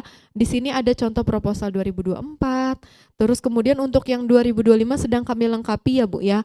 Karena kebetulan sistem Simbel Mawa sedang tidak bisa diakses, jadi kami belum bisa download semua proposal yang masuk pendanaan, tapi untuk laporan kemajuan mereka sudah mereka upload semua, proposal saja yang akan kami lengkapi, dan poster juga sudah ada di link tree ini. Poster ini adalah semua poster di Indonesia yang ikut PIMNAS. Ya, tinggal pilih mau PKMRE, RSH, itu sudah ada foldernya, dilihat judulnya. Itu bisa jadi inspirasi ya Bu ya. Kayaknya ini bisa deh saya modifikasi di judul saya gitu. Biar nanti nggak ada lagi misalnya PKMPM itu cuman penyuluhan gitu, kayaknya sudah agak susah. PKMPM penyuluhan, kewirausahaan jual minuman pelangsing gitu ya, teh herbal itu sudah jarang sekali. Jadi teman-teman silahkan dicek judulnya. Jika ada yang ingin ditanyakan boleh ke kami. Dari tim PIC ada saya, ada Bu Utami, ada Pak Yogo ya. Jadi mana yang enak gitu ya bagi kalian untuk berkomunikasi, silahkan. Insya Allah kita enak aja ya Bu. Kalau balas itu paling cuma tidur, makan, di toilet gitu ya. Sisanya insya Allah akan dibalas selama masih ada ya Bu ya di muka bumi ini. Ya, kayak mungkin itu dari saya. Terima kasih banyak. Saya kembalikan ke panitia. Oke. Silahkan, setelah pemaparan dari Bu Anding tadi, apakah ada pertanyaan dari adik-adik, Bapak, Ibu? Bisa yang langsung di sini, kalau yang lewat Zoom juga silahkan. Kalau misalnya lewat Zoom bisa lewat kolom chat atau raise hand. Oke.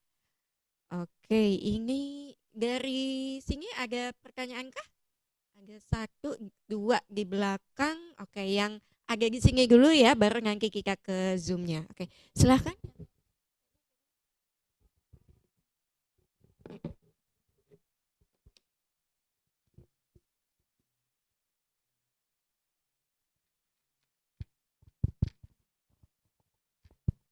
Oke, tes, tes, tes. Oke. Terima kasih banyak Ibu atas kesempatannya. Sebelumnya perkenalkan saya Saria dari program studi matematika. Saya di sini ingin menanyakan masih membingungkan antara PKMKC sama PKMKI. Nah, untuk di sini dari tim saya sendiri udah terbentuk lama dan kami itu bingungnya kami ini ada punya produk berupa web yang sebelumnya itu udah ada. Namun di dalam PKM ini nantinya kami akan menambahkan fitur baru yang di produk web sebelumnya itu belum ada. Nah, apakah itu masuk PKMKC ataukah masuk PKMKI? Cukup, terima kasih.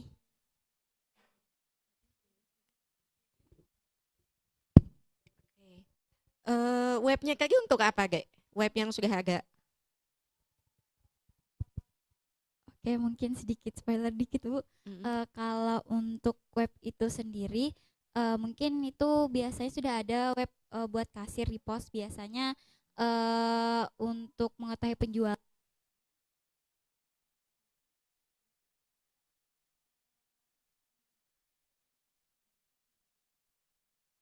Oh. Oh, nambah fitur.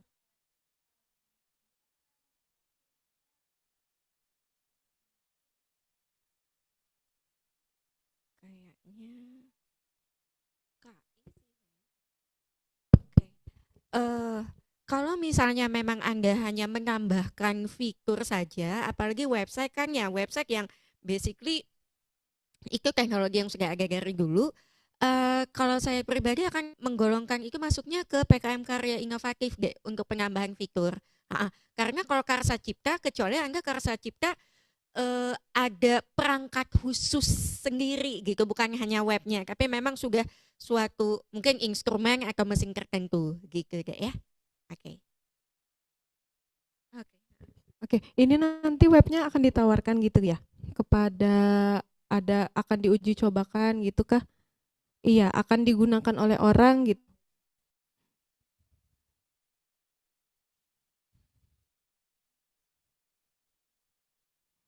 Berarti ada target untuk penggunaan dari website ini kan ya?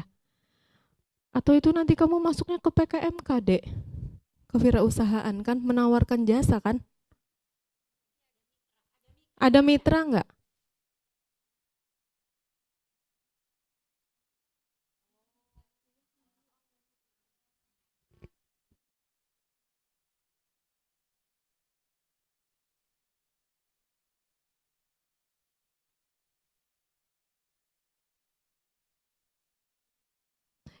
Sebenarnya jadinya idenya sangat luas ya, Dek. Mau ke PKMKI bisa, cuman biasanya kalau PKMKI itu bentuknya itu sudah grand design seperti itu ya, Bu ya. Kalau ini kan sebenarnya penambahan fitur pada website. Yang kalian punya masalah mitra, si UMKM ini tidak punya fitur itu kan? Ya. Atau jangan-jangan di PKMK dia bisa masuk ke PKMPI, Dek. Iya kan? Nah, jadi silakan coba kamu pertimbangkan ini kayaknya lebih cocok kemana, karena ternyata punya masalah di UMKM.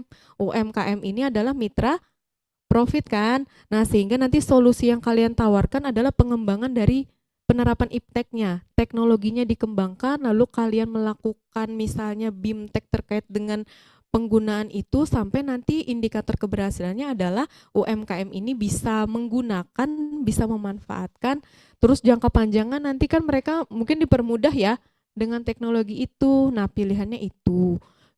Jadi kalau misalnya arahnya ke kewirausahaan adalah kalian menawarkan jasa. Artinya jasa itu kalian yang bantu mereka kan. Nih saya punya jasa untuk analisis segmen pasar misalnya. Kalau perlu itu ayo hubungi kami gitu. Kami akan analisiskan ini hasilnya. Tapi kalau misalnya harapannya adalah mengajarkan ke UMKM supaya bisa dan keberlanjutannya itu harapannya mereka ini menggunakan untuk kepentingan mereka kayaknya ke PI deh. Ya, karena kalau KI itu mungkin awalnya oke nggak apa-apa sebenarnya ada tapi dikembangkan, tapi memang bagusnya dari yang tidak ada ya Bu ya, kemudian dibuat gitu. Nah, kalau misalnya tadi bentuknya gitu, kalau saran saya bisa dipertimbangkan untuk ke PI, tapi nanti coba diskusikan kepada dosen pendampingnya ya. Karena sayang ya Bu ya punya masalah mitranya soalnya sudah ada kan ya.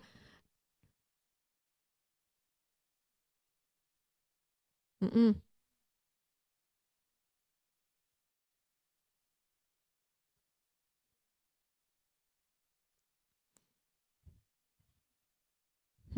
Kayaknya gitu. Tapi kalau misalnya mau ke KI berarti memang untuk teknologinya tidak hanya mengembangkan fitur gitu ya. Jadi memang sudah lebih grand design gitu. Betul ini teknologi gitu ya. Solusinya kepada masyarakat juga dan dunia usaha. Tapi memang lebih di apa ya Bu, lebih di ya tadi di grand design kan gitu. Bukan cuma penambahan fitur gitu. Tapi kalau misalnya itu tadi punya mitranya sudah oke, sudah terbayang gitu. Masalahnya udah tahu, coba di PI. Saya PI juga jarang kita ya Bu ya. Nah, tapi nanti dipertimbangkan aja. Ya, coba nanti bisa sambil lihat judul-judulnya PKMKI, siapa tahu ada yang mirip-mirip gitu. Ya, nanti bisa dicoba diarahkan untuk itu. Ya, mungkin itu. Terima kasih. Oke, sudah cukup? Oke, terima kasih. Oke, silakan.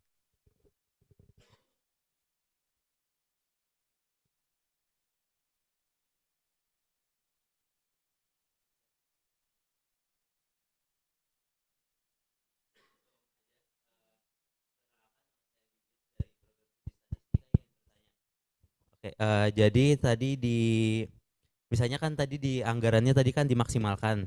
Terus ternyata ada beberapa yang sudah kita anggarkan tadi itu tidak terpakai, misalnya kayak tadi tuh kertas kan, dan itu bisa dialokasikan misalnya jadi konsumsi dan lain-lain. Nah, itu apakah tidak mempersulit nanti di laporan akhirnya gitu? Eh, Kalau setahu kami sih nggak, nggak masalah. Kalau jadi mereka kan tidak membandingkan antara anggaran yang sudah masuk dibandingkan sama waktu di proposal dulu, tidak seperti itu kok, Dek. Jadi kalaupun misalnya apa sih namanya? Kalaupun misalnya ternyata ada yang sudah dianggarkan tapi ternyata itu tidak terpakai, lalu Anda crosskan, ya sudah artinya ini bisa ditukar untuk misalnya pembelian bahan yang lain, ya tidak masalah kan ya? Ah, Oh, Gini kan, konsumsi kan nggak boleh ya. Terus kata saya tadi bisa diambilkan dari anggaran lain kan. Itu teknis ya, Dek. Jadi kamu melaporkannya tetap 2 RIM ATK. Ngerti kan? Nah, gitu. Tapi ya itu tadi jangan sampai muncul, tetap konsumsinya muncul gitu, rewardnya muncul. Tapi kita akali gitu ya. Artinya kan sebenarnya ya kasarnya main di nota ya, tapi tetap kalian laporkan 2 RIM kertas yang kalian beli seperti itu. Oke? Oke. Ada lagi?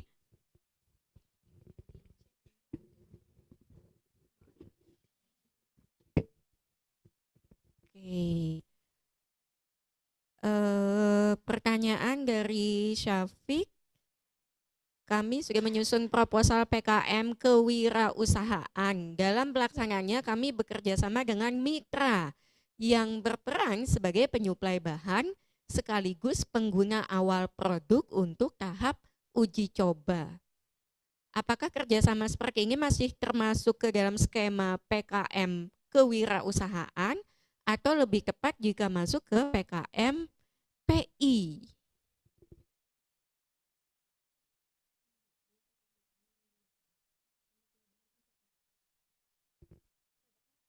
eh Dia ini mohon maaf untuk yang pertanyaan ini kami masih belum bisa menjawab dengan ini ya karena penyuplai bahan lalu dan di sini disebutkan pengguna awal produk. Jadi yang menggunakan produk yang Anda buat nanti apakah hanya akan ke si penyuplai Anda itu saja atau bagaimana ya kira-kira?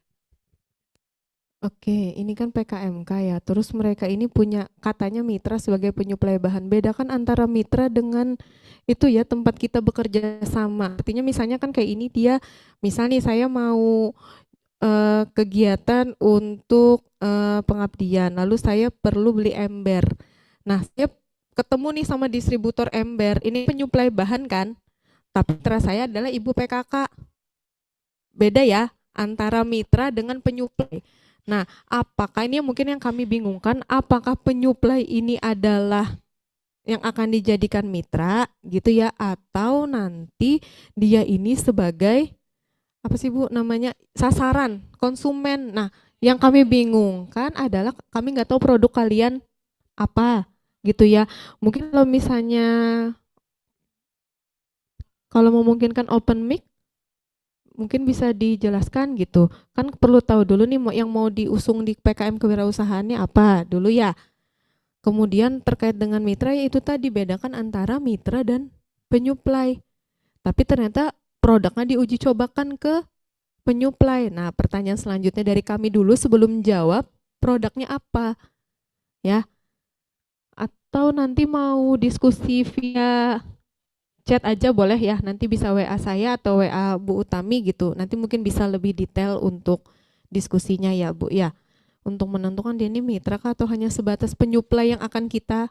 Nah, kecuali kita jualan jasa untuk si penyuplai gitu. Misalnya produknya ternyata produknya jasanya adalah membantu penyuplai ini untuk ABCD ya betul PKM ke wirausahaan, kita memberikan jasa kita untuk membantu penyuplai. Nah, tapi tadi belum clear ya produk yang mau diusung apa.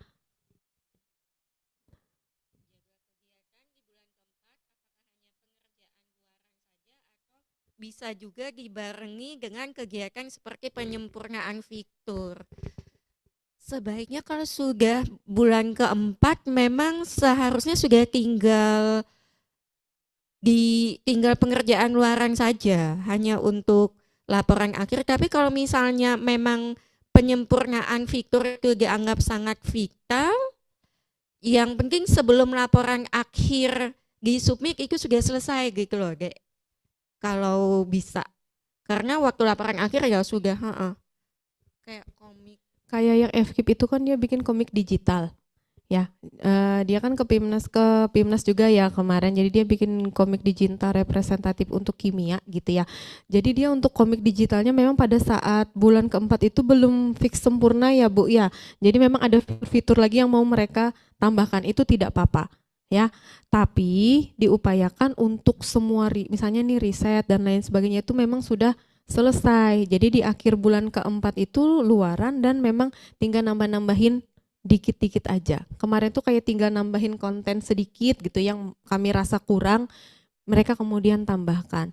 Tapi kalau misalnya untuk baru bikin banget, jangan. Karena pasti akan dicari di PKP 2. Mana yang mau dikeluarkan nih luarannya gitu. Ya. Ada lagi Bu? Gambaran dari PKM GFT, apakah ada tips yang membuat kami lebih berpeluang untuk lolos dan apakah ada bagian penting yang menentukan nilai proposal kami dari sistematika penulisan proposal PKM seperti bagian gagasan atau pendahuluan begitu nggih. GFT yang salah satu kunci utamanya terutama di futuristiknya futuristik tapi tidak berarti karena futuristik lalu seakan-akan tidak bisa ini ya, tapi futuristik yang masih reasonable, masih memungkinkan untuk tercapai dan cara mencapainya itu tergambar lewat gagasan kalian. Oke, mungkin seperti itu yang lebih paham Pak Diki sih ya sebetulnya GFT ini seperti apa. Oke, mungkin seperti itu karena sudah jam 4 lewat, apakah dan sudah 2 jam juga, jadi kalau misalnya dari adik-adik atau Bapak Ibu mungkin ada lagi yang mau ditanyakan terkait PKM ini, silakan bisa menghubungi kami selaku PIC, ada Bu Andin, ada saya, kemudian ada juga Pak Yogo dari FKIP. Kami dengan senang hati akan berusaha membantu sebisa kami untuk menjawab pertanyaan dari Bapak dan Ibu semua. Oke. Dan adik-adik mahasiswa juga. Oke. Mungkin karena sudah jam 4 lewat juga dan tadi sudah azan asar, mungkin kita cukupkan sampai di sini dulu. Sekali lagi terima kasih banyak kepada Bapak, Ibu, adik-adik semua yang telah berhadir baik secara langsung maupun secara online. Mudah-mudahan semakin termotivasi untuk mengikuti kegiatan PKM ini, mudah-mudahan ide-ide adik-adik semua dapat tertuangkan dalam proposal PKM yang tidak hanya lolos seleksi internal, tapi juga memperoleh pengganaan sampai akhirnya angkat medali. Bukan cuma angkat glow stick ya. Tahun kemarin kita cuma angkat glow stick. Oke, mungkin itu saja dari kami berdua. Mohon maaf apabila masih ada kesalahan atau kekurangan dalam penyampaian. Kami akhiri, wabillahi taufiq wal hidayah, wassalamualaikum warahmatullahi wabarakatuh.